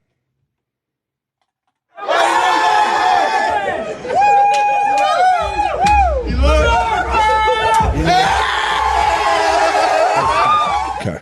Vito, thank God that you now have the ability to sit in that seat because he's out of control right now. That was crazy, Chris. It was. Chris, did you ask for the promotion? I did not ask for the promotion. Just for a race. I did not ask for a race. Every chance I get, I turn around. There's another fucking guy who got a promotion and a raise. I know. You now starting to see in your head you're doing a bad job? For myself, I am, yes. I think for you at times. Yeah, the times are during the show. I've definitely noticed that 100%. I don't think about myself all too often. Chris, just the opposite. You're the best producer I've ever not only fucking had. Yeah. You're the best producer I've ever seen. Thank you. And you're the best producer I've ever even fucking heard about. I really appreciate that. Thank you. John in Kansas. Hey, what's up, guys? Yeah.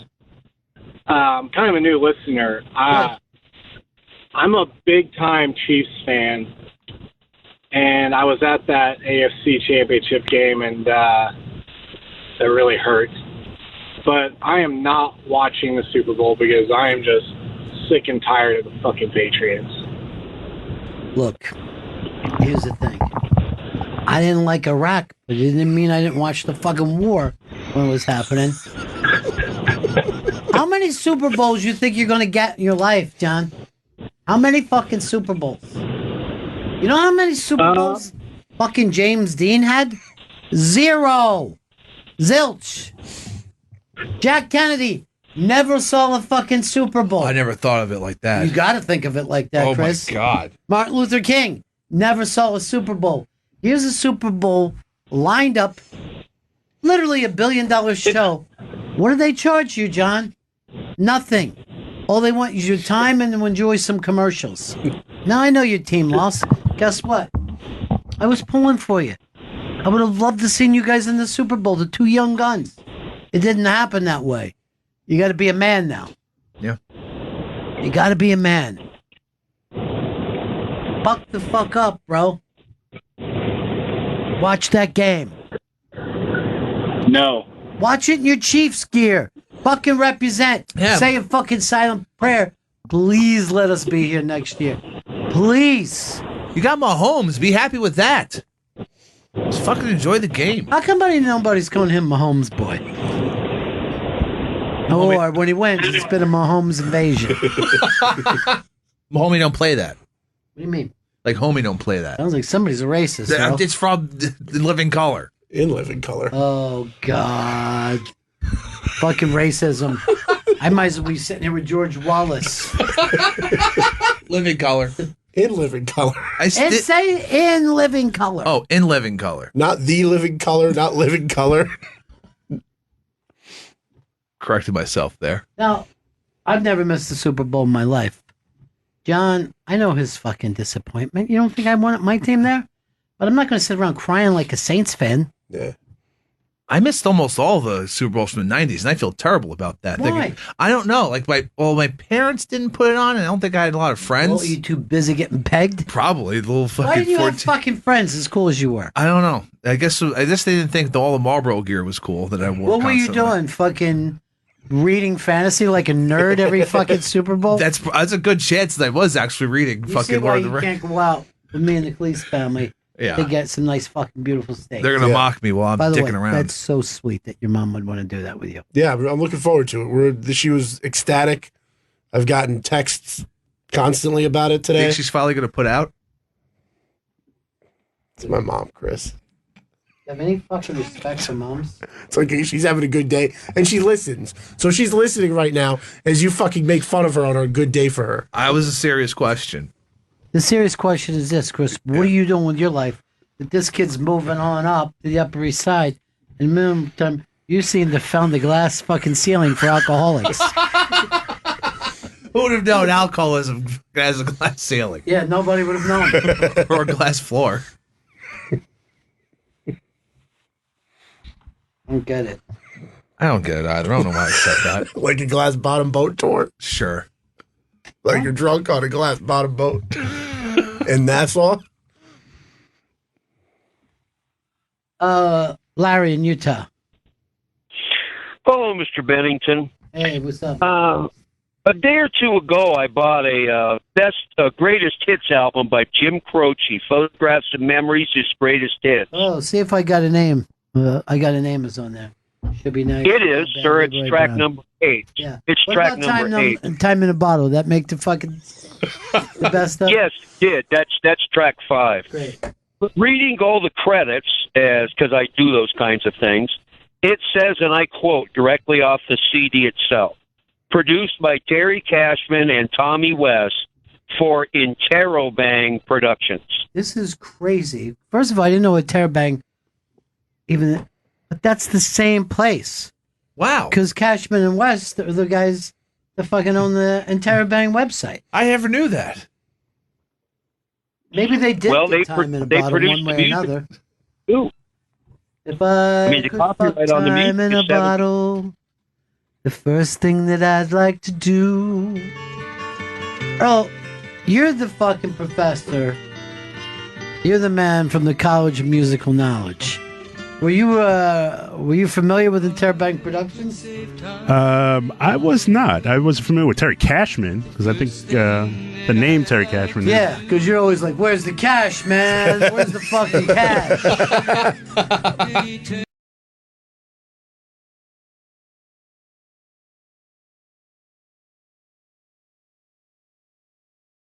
Taught school in Chester, PA. That's where fucking Flats is from. Could make wishes come true. Flats told me a fucking crazy story yesterday. Something happened. I can't even repeat it. Oh, that crazy? Yeah, it was fucking. It was borderline. Here was the fucking thing. So he was dealing coke with. I shouldn't even say it though. They were young. Okay. Yeah. They were dealing fucking coke together, and then so his friend who he was dealing with said, "Oh, my guy's coming over, right? He's gonna fucking drop off the coke. You know, be cool when he fucking gets here. Don't start your fucking wise ass bullshit, because this guy doesn't fucking play games, all right? Yeah. He doesn't fuck around." So fucking Flats is sitting there. Fucking door opens up, and in comes a friend of his dad's. Holy shit! That's all I'm saying. I could even tell you more of a connection, but I choose not to under the circumstances. But how fucking hilarious is that? That's hysterical. And they've ever said to be like, "Hey, man, nice things." That's pretty good. It's like the fucking, weirdly, it's like The Graduate. Yeah. I should be telling every story to you, Vito. You're the fucking same as him. I should be directing. Who was on the hotline? It was a wrong number. Dude, put the wrong numbers in here, okay? How fucking long you been doing radio? You don't know to put the wrong numbers in here. And you didn't speak English. Yeah, neither do I. You know that, Earl. I'm doing the Comedy Cellar this weekend, Friday and Saturday. Nice. ComedyCellar.com for tickets. Why you gotta be plug zany?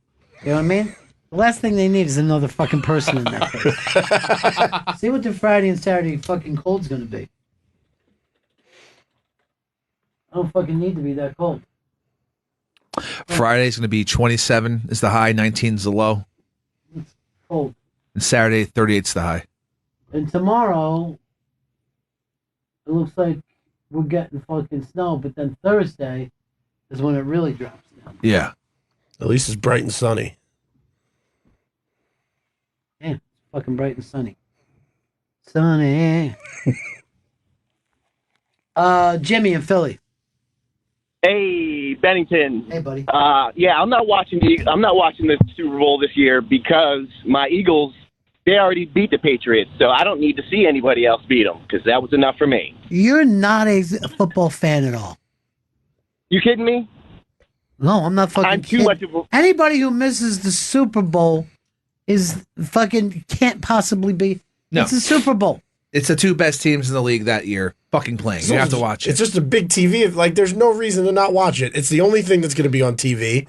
Yeah, what are you fucking watching? Yeah, like it's I don't know. The Fire Festival? Halftime show is going to be bullshit. Who likes Maroon 5 anyway? Who wants to watch that stupid Then watch halftime it for show? the train wreck Dude, aspect. no one told you to watch the fucking halftime show. Watch the Super Bowl. Watch the Puppy Bowl at Yeah. halftime. That's what I'm going to watch, the Puppy Bowl. I got my Jimmy, he's driving me crazy. And you bringing up the Puppy Bowl? At You make halftime. us look like fucking imbeciles. Not the whole show, just the halftime. Who's going to get up and change the fucking channel? Like, oh, we're going to put the Puppy Bowl on everybody. I'd attack them. I would fucking You know freak what? out. The steak dinner's off, Peter. What? I'm taking you out. Oh, you're going to take me out? No, I'm... I'll fucking, is that it? You're going to take me out with one fucking shot now? Look at this fucking kid. He's all fucking proud walking around with his new job title. Fucking how'd you going to get today? Same time every day. What's that, a heart attack? No, I think it's just Agita. You sure? Because I take my agita pill. I'm pretty sure. I'm not a doctor. Yeah, I don't need somebody to be pretty sure. I need to be 100%. The way fucking... Hey, don't embarrass me today with Dean Del Rey, all right? Earl, know your fucking music. What topic you want to do with Dean Del Rey? I don't know. I was thinking about, we're talking about who's the last true, or was or is the last true great rock star. Well, if you're going to believe Jim McClure, it's fucking Vito Calise. He's paying him rock star money. He's expecting rock star fucking results. And I'm just some bum in the corner. Yeah, you are, Chris. Sleeping in my own piss and maybe feces. Maybe? Maybe I'll find shit comes out your dick. Maybe I'll find another corner to shit in. I'm telling you what it is. It's the fucking working the other gig. You're not loyal. You're serious. I won't even fucking go over there and guest on those shows. Come on, Chris. You know why? I want a fucking career. I don't want to be in the fucking Chris thing. The shit corner. I'm telling you, it's a holdback. It's time for you to pick one. Pick Gaslight. Louis J's fucking bumping you up. I got odds today. Remember that happened yesterday, too? I don't like it. Joe in North Jersey, what's up? Yeah, Ronnie. When I was, I guess I was like 20 years old, I was at this strip club and hanging out with my buddies. It was like a skeezy little strip club. And like we're there for like 45 minutes, and all of a sudden the lady on stage, I see it, it's my buddy Ronnie's mom. And I run up to all my buddies. I'm like, you guys, fucking Ronnie's mom is on stage. And I just had to sit there and be uncomfortable. Like, really, it was weird. Never said a word to Ron either. Yeah, but you also didn't leave the club. Respect. I mean, so I think the respect should have been not saying a word, not even to each other. Just go over, pay your fucking tab, don't look back. Because you turn into a pillar of salt, like Ronnie Lott. I don't see what would be so uncomfortable about that. That wasn't your own mom. It's your friend's mom. Oh, you never had friends. I think it'd be exciting. Maybe there's another reason why you didn't get the bump up. Say a lot of awful things. You want me to talk to him? Nah, you don't need to talk to him. I don't want you to take any time out of your day. Where do you want to be in this business? Where do you see yourself in 50 years? There's no...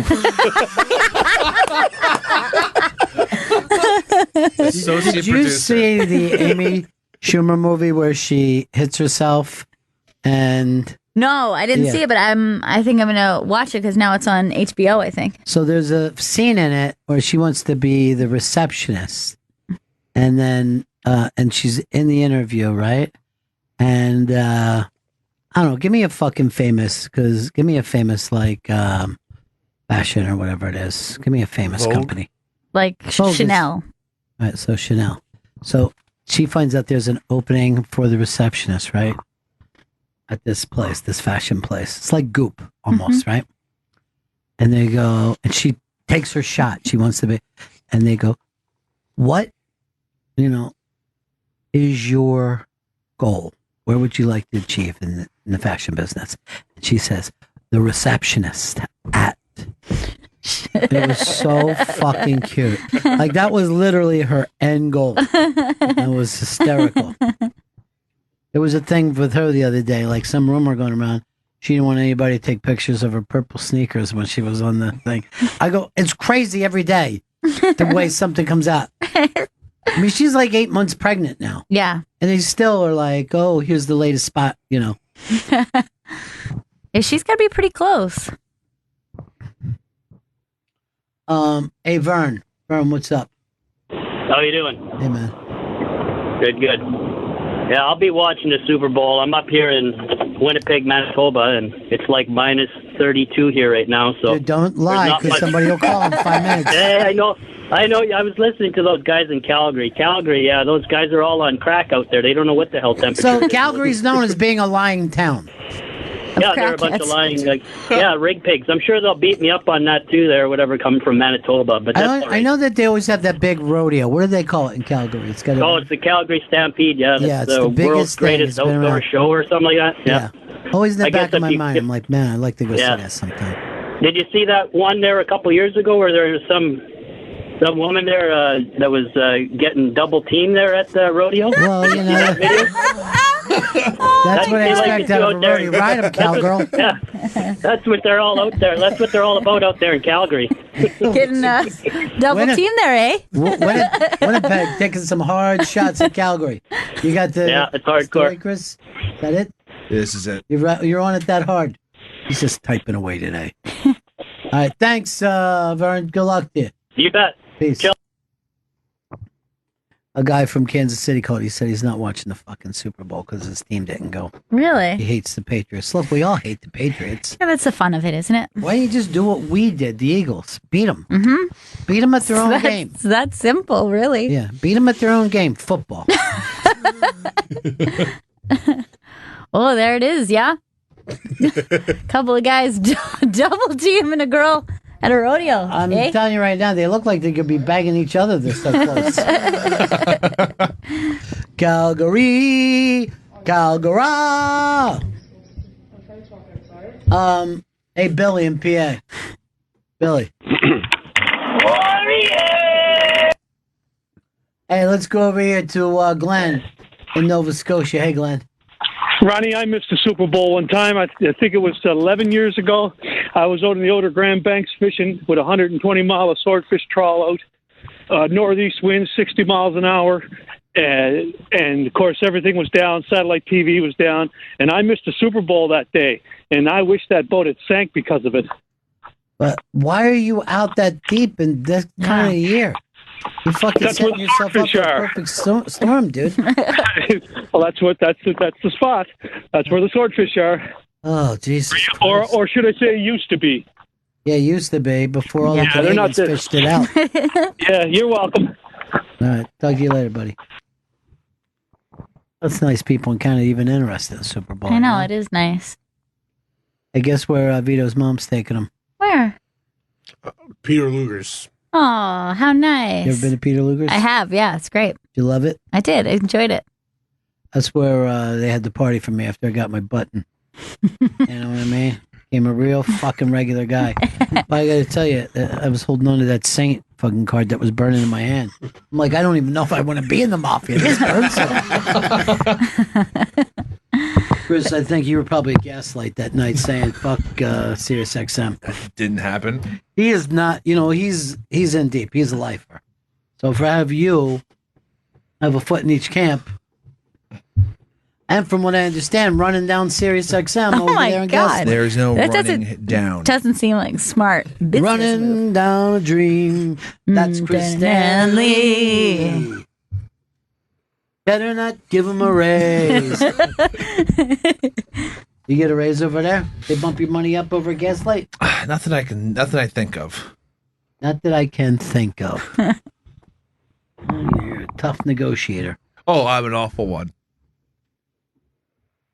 Bob in Jersey.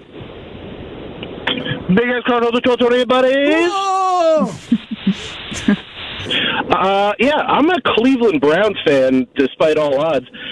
So if anyone is not going to watch a Super Bowl because their team's not in it, it should be me, and I've watched every single one. Dude, I got to tell you right now, you got to be feeling pretty excited about next year, right?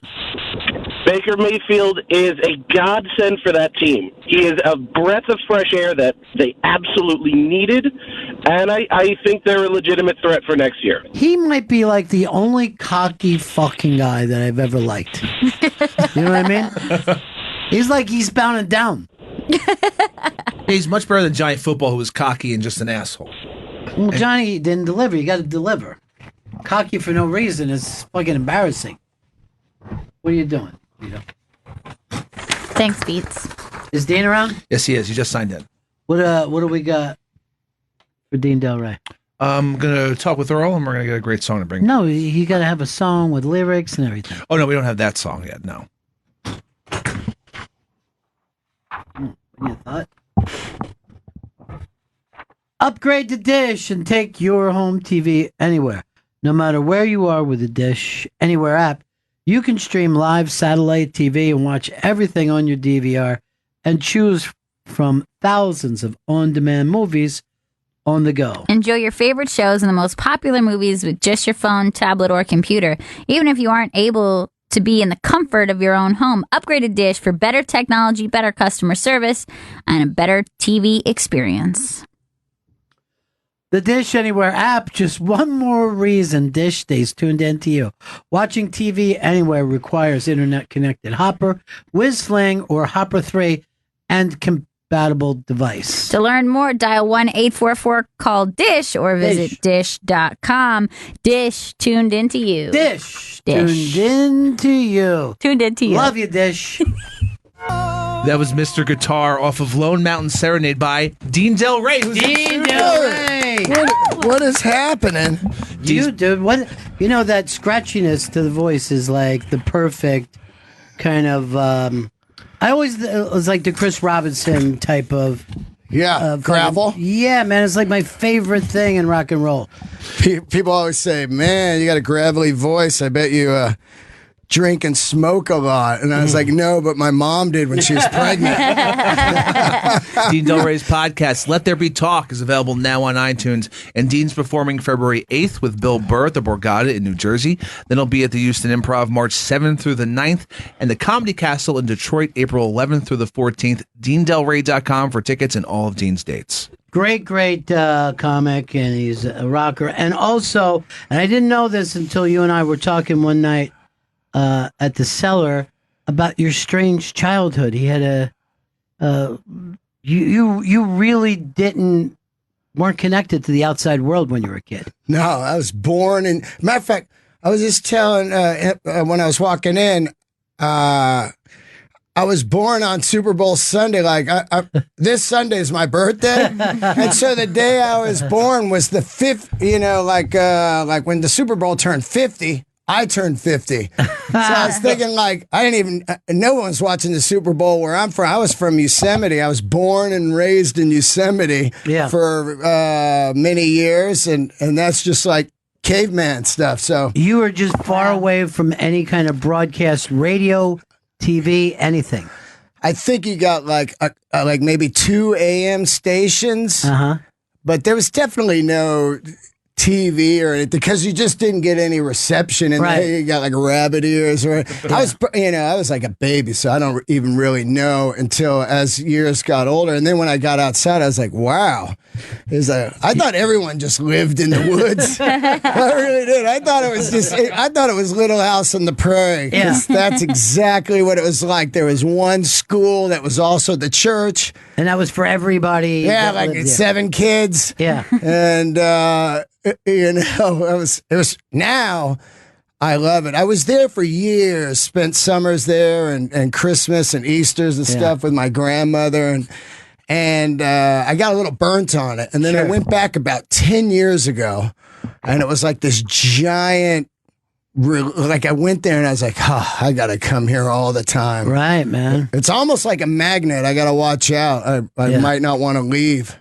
Well, you gotta think. I mean, that's the way that you were raised is the way human beings have been raised up until 70, 80 years ago. Yeah. The fact that you lived with the stars alone, that you had the sky, the night sky, and we don't see stars anymore, and we're the first human beings. Yeah. Yeah. Ever.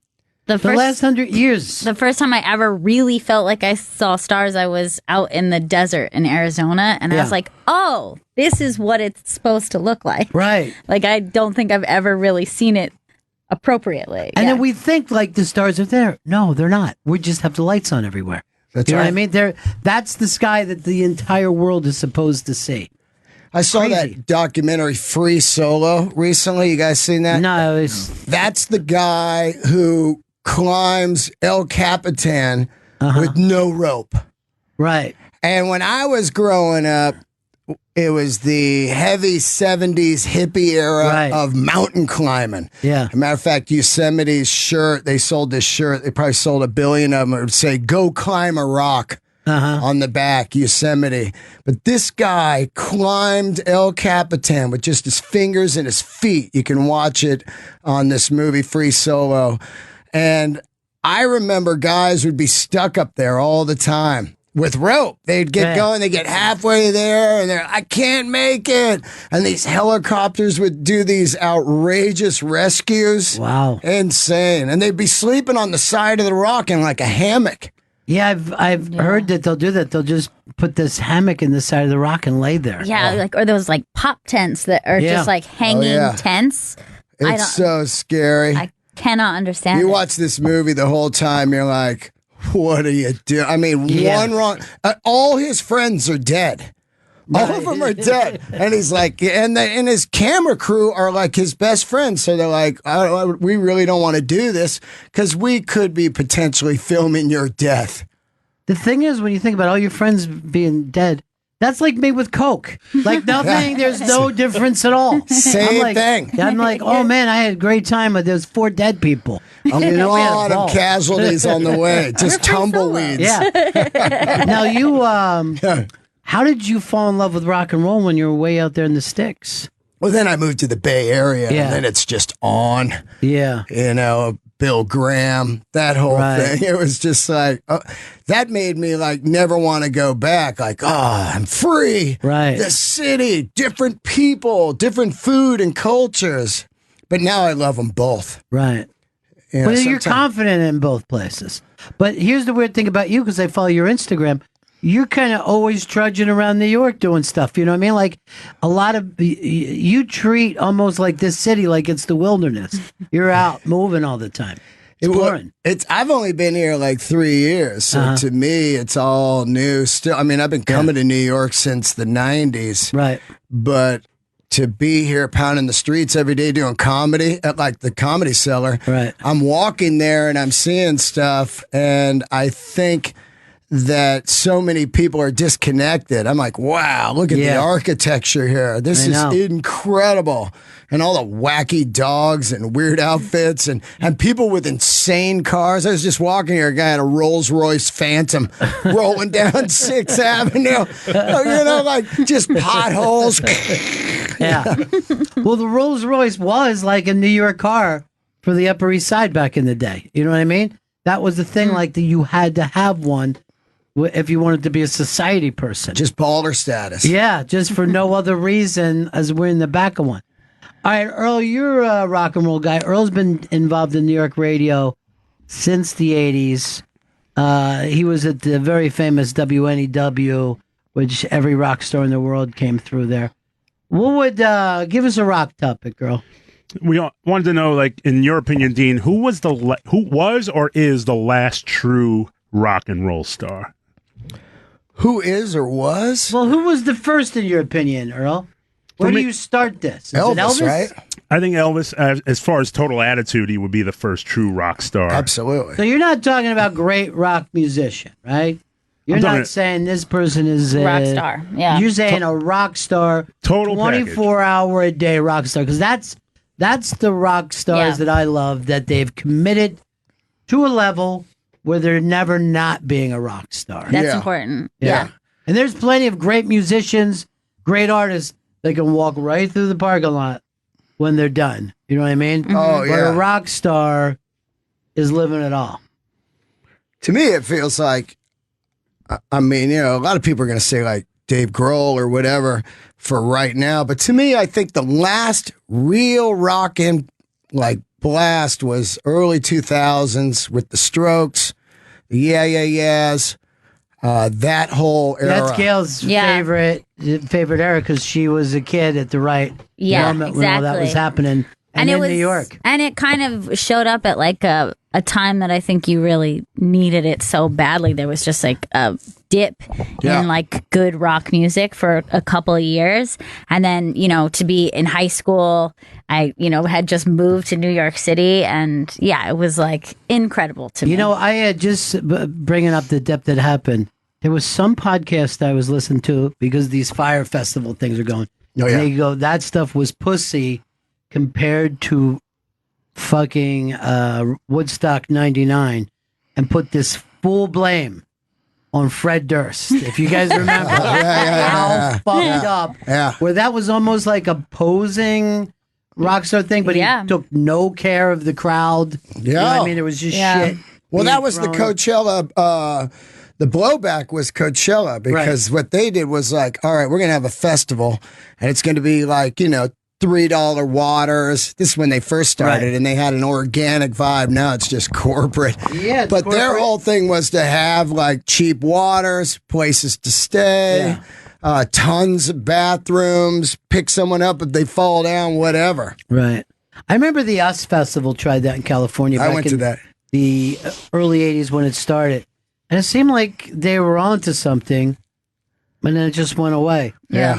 When you bring up Dave Grohl, me and Chris were outside having a smoke a couple years ago, and we just see Dave Grohl come down the street. Nobody was recognizing him. Comes out, has a smoke with us, comes in and does something here. And I'm like, man, that's our biggest rock star probably right now. Right. You know what I mean? Yeah. He can walk through a fucking crowd. I would say Jack White is he's a 24-hour day rock star. He's legit rock star. And I saw him here, couldn't believe how fucking tall he was. Yeah, he's a monster. Right? Yeah. Him and Josh Homme from Queens. Josh is a rock star. Yeah. 100%. When that guy walks in, like I did the forum with Bill Burr, and Josh came, and everybody was like, whoa, there's Josh. Because he's like got a lot of mystique. I think the rock star has to have serious mystique still. So he's not on Instagram every second like, I'm taking a shit over here. Right. Yeah. That's very important. It really is. That's true. Like my entire life, I've never known where Mick Jagger was. Never known where Bob Dylan is. Fucking Earl saw Bob Dylan riding a bike down fucking, what street was it? I think it was like 53rd Street. Bicycle? He sees On a him. bike. This is years ago. I can't even picture that in my head. You know what I mean? Right. That's too big for me, even to fucking comprehend. That's a unicorn. Yeah. If you saw it, your head would just pop off. Yeah. It would have melted the internet if you had back then Instagram and got a photo. Right. You'd just be like, look at this. People would be like, you won. That's a mic drop. Bob Dylan on a city bike with some shit in the basket, like Whole Foods. But you mentioned the Strokes. I do think that Julian Casablanca had that thing for a while where he looked like a full-time rock star, that like they lived some sort of cool life where something was happening in a backstage or in a side room that you weren't allowed in, and you were like, what goes on there? Like, how do you get there? How do you get to hang out with those guys? Because I remember in high school, even like there was like, oh, my sister used to date Fab, because they were all like, city kids, and we're like, what was he like? It was just so wild to us. Yeah, I agree that you definitely want that thing that people can't even imagine what you're up to on any given day. Well, they came out, all of a sudden there was guitars, there was leather jackets again, and there was drugs. Yeah. And those are the three things that you gotta have. And then there's women at the concerts. Right. Yeah. Without that, you just got a sword fest of dudes. I mean, I go to a lot of concerts and it's just dude city. I had this conversation with people before where they, like, we would bring up certain melodic people because they were metal and hard rock guys. And they're like, yeah, but they're playing that chick music. I go, what would you want to do other... You know what I mean? I'd rather be Jackson Brown, in the fucking 70s than have been in fucking any other band. Yeah. You want somebody, they're putting fucking your poster up. Yeah. Just dude music is a dangerous place to be. I keep saying that I'm that of comedy. It's like 98% dudes on my Instagram. and look, I don't mind having fans, but you know where it's going to end. It's just like eventually you need both. Right. Or else it's just like, this is a failure. Because once a dude meets a girl and it's his girlfriend, he doesn't go out anymore. Right. He's like, I don't need that. I got a girl finally. Yeah, that's a good point. Then he's not going to be like... He taps out. Yeah, he's not gonna, I can't take her to these shows. Yeah, and they always blame the woman, the old lady, man. No, it's you. Yeah. You're fucking insecure. You're afraid you're going to lose that woman. the biggest lie that men do all the time. Women are always like, get out of here. And also like, oh, like my wife or my girlfriend tells me what to do. And it's just like, you love being told what to do. You're just like, please, mommy. Yeah, yes, you exactly. need a mommy. Chris, you going to plug? Dean Del Rey, his podcast, Let There Be Talk. It's available now on iTunes. And he's performing February 8th with Bill Burr at the Borgata in New Jersey. No, Atlantic City. Atlantic City. Well, Atlantic City, New Jersey. It'll be at the Houston Improv March 7th through the 9th. And then the Comedy Castle in Detroit, April 11th through the 14th. DeanDelRey.com for tickets and all of Dean's dates. And follow Dean on Twitter and Instagram at Dean Del Rey. All right, we just found this out. James Ingram just passed away. Soul guy from the 80s and 90s, and used to work with Quincy, right? Yeah, that's where he made his name working with Quincy on a couple Gail, of albums. you would you love him for Somewhere Out There from American Tail. Remember that cartoon? Yeah, used to cry watching that cartoon. I not too long ago had to explain the concept of that. Like I was singing that song and then my husband was like, "Oh, what is that from?" It's a and I was like, Jewish "It's from." mouse. Yeah, I was like, and I started to go through. It's like, and then they came from Russia, and he loves his family, and he's like, "Are you seriously crying about this cartoon from your childhood?" I was a mess. Yeah. So, Ro, you taking that one rough? Because I know you know. Yeah, I mean, like he's probably the last of the true soul guys that crossed over to pop, and after that, it just went in this whole other different direction. Who's your last rock star? My last true rock star, I would say, and because he still wears the attitude to this day, is Lenny Kravitz. Oh, yeah. Still wears the leather, still wears sunglasses everywhere he glows. Absolutely. How about when his dick fucking popped out? Love it. Love it. Yeah, that's the kind of stuff that we're That was talking about. carefully placed, I think. To get that Prince Albert out there, you had the piercing. And it was such a clean break. Yeah. It was like a Just ripped perfect away. reveal. My buddy's the drummer in that band, and I was staying at his place for a couple summers here while he'd be out touring with Kravitz. So I've been a Kravitz fan. I think the second record is a masterpiece. Is that the one where it's not over till it's over zone? Is that Yeah, it's a total R&B record. Yeah. It ain't over, baby, till it's over. That song is so good. So many tears I cried to keep my love alive. Just listen, this sounds like it was 1968. Yeah. Yeah. What a song, dude.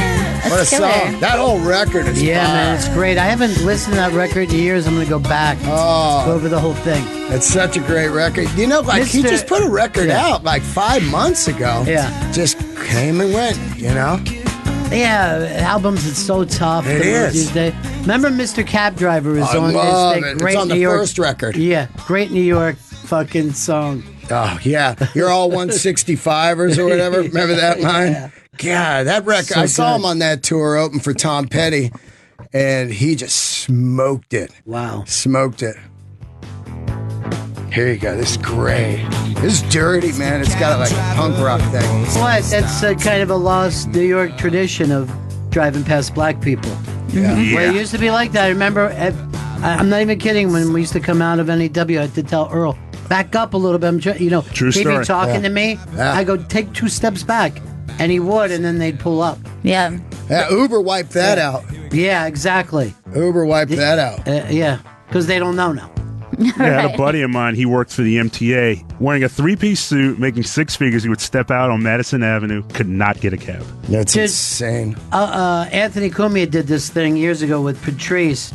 Patrice on one side, Anthony on the other, wearing the fucking crazy Nazi helmet. And he had like a zig aisle out, and they would pull over for him, but not Patrice. Unbelievable. Yeah. Pick up the race. It's like, here's a guy I can relate to. Get in the car. And this is like 2005. You know what I mean? Like, this isn't the Yeah. 80s or the 70s. First time I ever realized when I was in high school, I had not been here for a very long time. And 2 kids from my school were standing in the corner. They're like, "Oh, thank God. Can you just hail a cab?" I stood there, hailed a cab for them, and they were like, "We've been here a half hour." Wow. I was like, "Holy shit." Yeah. Yeah, man. I have this theory on fucking rock stars that you need, and it's not equal parts, but it's a lot of parts. You need masculinity and femininity. and that goes for guys and it goes for women. When you look at a lot of the great women rock stars, they had a lot of masculinity. Patti Smith. Joan Jett. Joan Jett, Janis Joplin. Yeah. Chrissy Hine.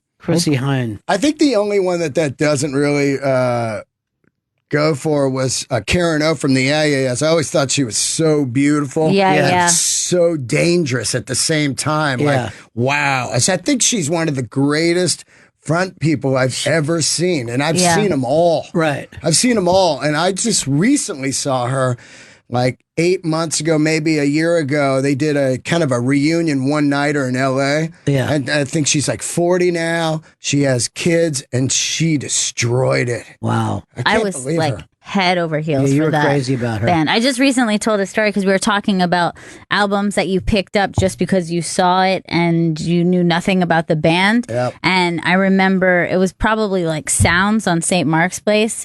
And I walked in and there was the EP, which is just like the mouth. And then it said like the necklace that says Yeahs. It just looks so sexy and cool. And I was just like, I don't know what this is, but I I'm think getting she's it. one of the best ever. Yeah. I always think that thing too, because I had a lot of that when I was a kid where you would either see it in a rock magazine or an album. But I remember the first time I saw Iggy Pop, and I'm like, just a picture of him. I'm going, this is better than most songs I've ever heard. This fucking picture is so fucking great. You know? Absolutely. But who was the chick that you fucking dig to that came in here when you first started? You and your mom went to see her, and you told her that when she swung by. I can't remember now. Lily Hyatt? No. No. Lily Hyatt's great though, man. I'm gonna fucking. It's John Hyatt's daughter. Oh, John Hyatt. Oh, God. Slow turn. Oh, Yeah. Man. I'll tell you what. There's a record out that came out Friday by the Rival Sons. Uh-huh. It's one of the greatest rock records I've heard in 20 years right now. Really? And this is their 6th record. These guys are old school. Record a year. And they're killing it in Europe. They did the whole Black Sabbath tour last year, the farewell tour. But this record, Feral Roots, it just blows my mind. I listened to it all week, and I kept thinking my neighbors were thinking probably, this guy's a lunatic. Stop playing that record. It's a masterpiece, this record. And the singer is a rock star. And he's the real deal. No, you know when you start to even talk second generation. Just today, I'm walking down the hall, and Leeds says to me, "Hey, would you want to have this guy in? He's got an EP out." What was his first name, Earl? Pablo Dylan. It's Bob Dylan's. Oh, the hip hop. Yeah, he's doing hip hop. Oh, he's doing hip hop. He's doing hip hop. He was doing hip hop. He's starting to move more into kind of a rock thing, kind of a little bit of a hybrid. With me. Yeah, I think you're fucking with me, Earl. No, it's true. The thing is, that guy, I think he's like a serious, far away relative, and just going for the name. Yeah, because like Jacob Dylan's one of my best friends, and I asked him about it, and he's like, that's all. He's not fucking playing into it. Well, I don't know. He's Earl, just put like, the cancel on. I was like, what is it? You know? No. Jacob Dylan's one of his best buddies. I love you that played guy. with him? He took me on a tour for 10 months around the world. Wow. He's I think he's one of the greatest people I've ever met. Yeah. You know, because he could have easily been one of those just star child garbage cans, but this guy works his ass off. He wrote some of the best songs. Great songwriter. Great songs. As a matter of fact, Springsteen called one of his records about 5 years ago one of the greatest records in 10 years. Springsteen. You know? And that guy's a great human, a great dad. You know, being on the road like that must have been insane, though, right? I loved it with him. It was what made me tap out of music, you know, because I was out with him for 10 months, and I was like, all right, I've had a great run, 25 years. Yeah. That was like a great level to go out on. Because as soon as I was done with that, I was playing some shit place, and people were texting in front of me, waiting for their friend to come on or whatever. Like, I'm out of here. But, Gail, he's had that career, the musical career, And then went into stand-up, started doing, 400 shows? Yeah. So the thing I'm at 4,200 now in 9 years. Yeah. So he's doing 400 some shows amazing. a year, 500 shows. And, I mean, that's just... to just make that commitment from one art form to the other is insane. Yeah, it's, I love rock and roll, and I played it most of my life, and it was incredible. Everything I have is from rock and roll, but it doesn't come close to comedy to me. As far as the feeling of comedy, it's like, wow, I took the long way to get here, but this is what I should be doing. But what do you like, that connected feeling when you're in the pocket? I like the scariness of it. It's the last thing besides Broadway plays where there's no phones out. I like the connection of me and the crowd. Right. You don't get that anywhere else anymore. You don't get that at concerts. You don't get that at baseball or football or any kind of sporting events. It's a last true connection of something. It's always amazing because everything can be going fun. And then one night you're just like walking up and you like feel that terror of, how the fuck is this supposed to work? And that's like an amazing feeling where, you're just introduced and you walked out and you're like, this is impossible. You know what I mean? This is insane. This has been my hardest year, actually. Going on my 10th year of last month. By far, constantly insecure of like, do I even know what I'm doing anymore? Yeah. It's well, I'll tell you, you're a fucking scream, man. It's so funny. It's so hard because we're constantly with rock, with music. You're not constantly going on with like Zeppelin, U2, and Radiohead every night. That's what I'm going on with in comedy. It's like Burr, Attell, Ron, Colin Quinn, Rogan. You're on with these superstars, and you're in between them. Yeah. So it's a head wrecker. There's plenty of times I go down the cellar and I'm going, I'm going to fucking, open with this. And then I get down there, I'm like, shit, I better, you know what I mean? This is not the time to fucking try something that you just thought of today. I'm watching these guys just fucking crush. Just cut up the fucking room. To me, that's the only thing that's weird for me in New York. I'm so used to the Comedy Store of being able just to bomb and not worry about being booked the next day. So I feel like I've definitely gone backwards in the 9 months here as far as artistically. Right. Because the way I like to work is just let's see what happens. Yeah. I love that feeling. If I bomb, I bomb. But if you go to West Side, you feel that way, right? But I don't do those rooms that much compared to the Cellar. And the Cellar. So what the Cellar's done for me is it's really had me dig in seriously and really find myself. Yeah. But I do miss the going on and just, oh, God, I ate it. And being okay with but I'll be on tomorrow. And yet no one tells you at the Cellar, you better kill. Oh, yeah. And yet everyone feels it. Like, I better fucking... Well, I'm not stupid. I'm 52. I don't see anyone else winging it. Yeah. And I'm not saying winging it. I'm just saying I love the feeling of putting down some bullet points on paper, looking at them and going up there and going, let's see if this happens. It's like mining for gold. Right. It's toasters. Toasters, guys. I love that. To me, it's like when something starts working, you're like, I can't believe this thing's going. And that's how I write, so I have to go out on the road now to write. Right. It used to be the opposite. Yeah. Dean Del Rey's podcast, Let There Be Talk, is available now on iTunes. He's performing February 8th with Bill Burr at the Borgata in Atlantic City. He'll be at the Houston Improv March 7th through the 9th and the Comedy Castle in Detroit April 11th through the 14th. Go to DeanDelRey.com for tickets in all of Dean's states and on Twitter and Instagram at Dean Del Rey. By the way, it just occurred to me who it was, and this would have drove me crazy. It was Peaches. Oh, Peaches. Yeah. Oh, saw her on that first tour. Such a badass. She's so great. Teachers of Peaches. Yeah, that album is fantastic. I saw her on that tour. El Rey in L.A. Wild.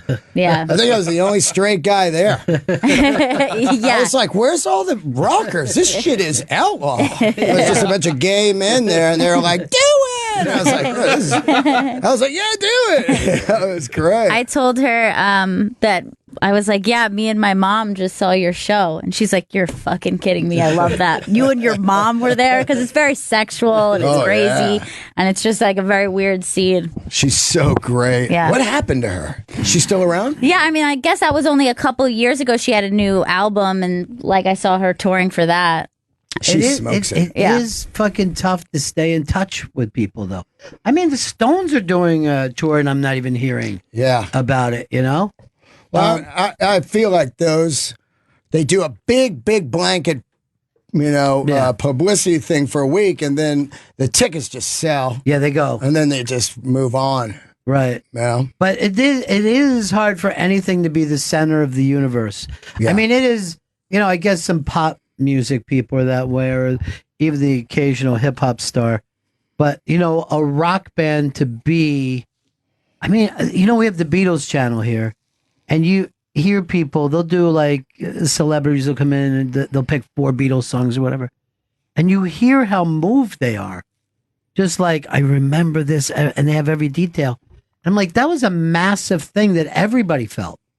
Right. I don't know if we have that anymore. No, not with that. There's just too much. But the internet. Everybody going to the Queen movie, I think, is they just want to share that thing. Yeah. And there's an Elton John movie coming out the same way. And I mean, these people were very young when they were playing stadiums. Yeah. Yeah.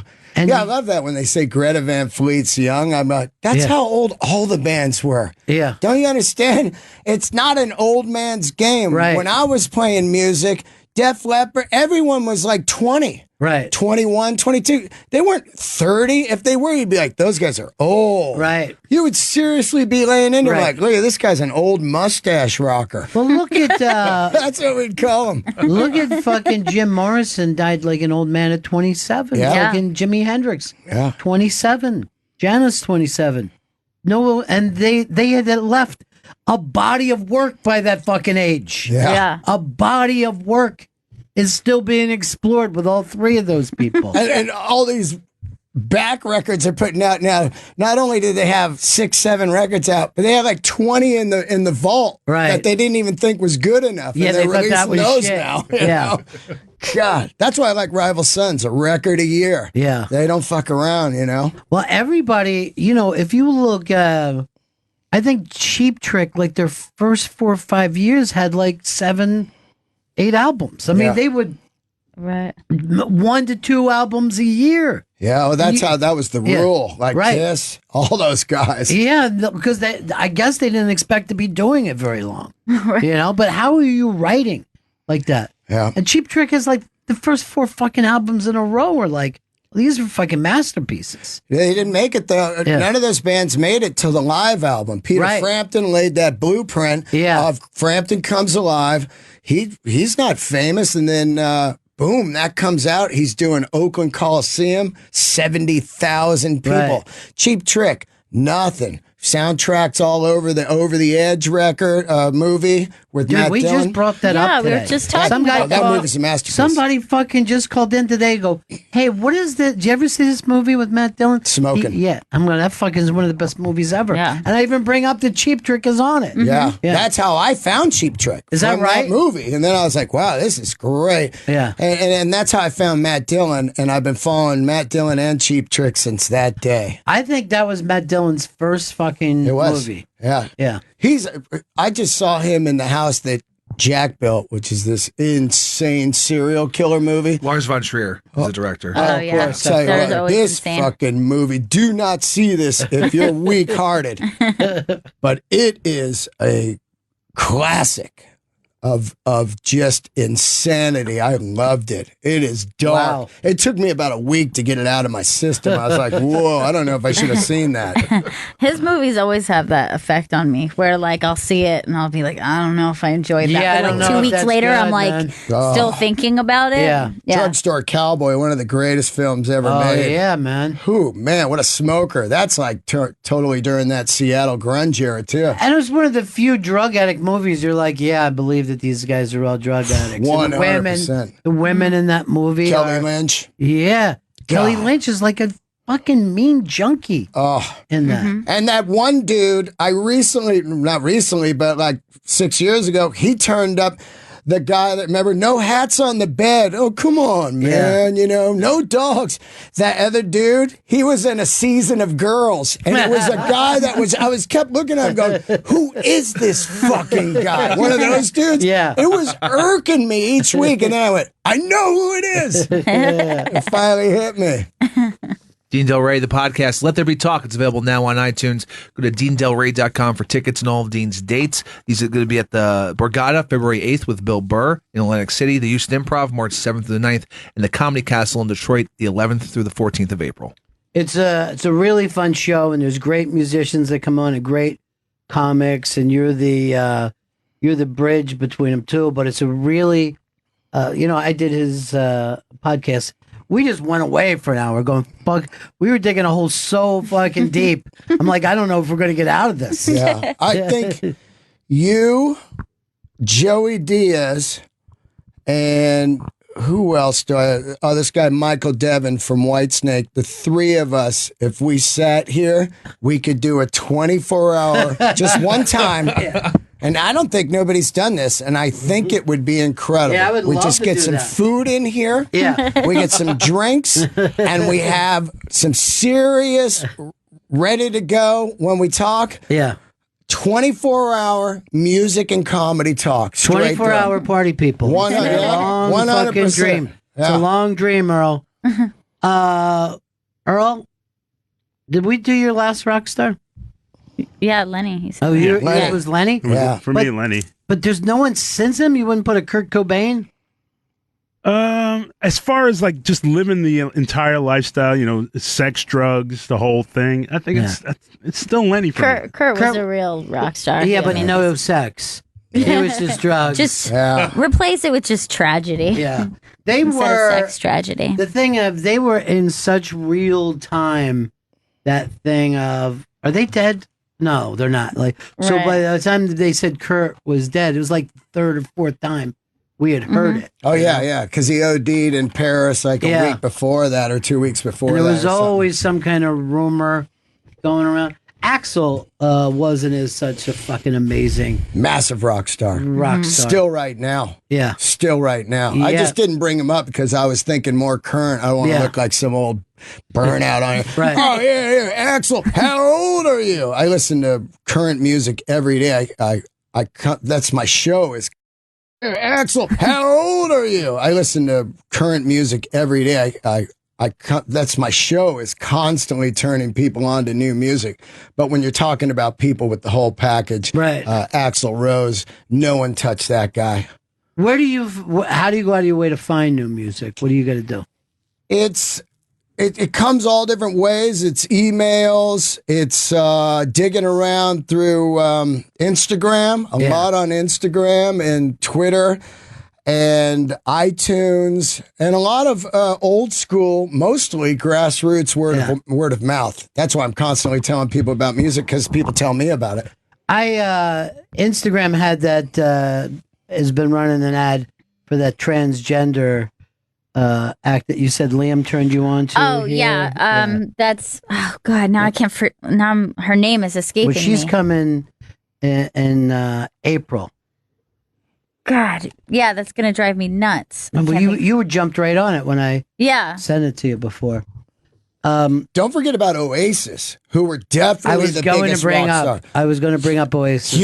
Huge rock star. Drugs, fights. Dude, the song "Rock and Roll Star" is one of the fucking perfect rock and roll fucking songs of all time. Of all time. I love that band so much. Yeah, me too, man. God. She used to be in the band Against Me.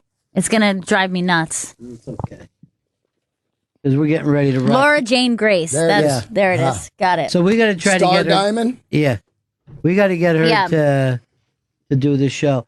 Chris, you want to do a plug? Yes, Dean Del Rey's podcast, Let There Be Talk, that's available now on iTunes. And he's performing February 8th with Bill Burr at the Borgata in Atlantic City, New Jersey. He'll be at the Houston Improv March 7th through the 9th, the Comedy Castle in Detroit, April 11th through the 14th. Go to DeanDelRey.com for tickets and all of Dean's dates, and on Twitter and Instagram at Dean Del Rey. And how many guys have ever done what Dean has done? You know what I mean? Incredible. Like where you're living the rock life and the comedy life.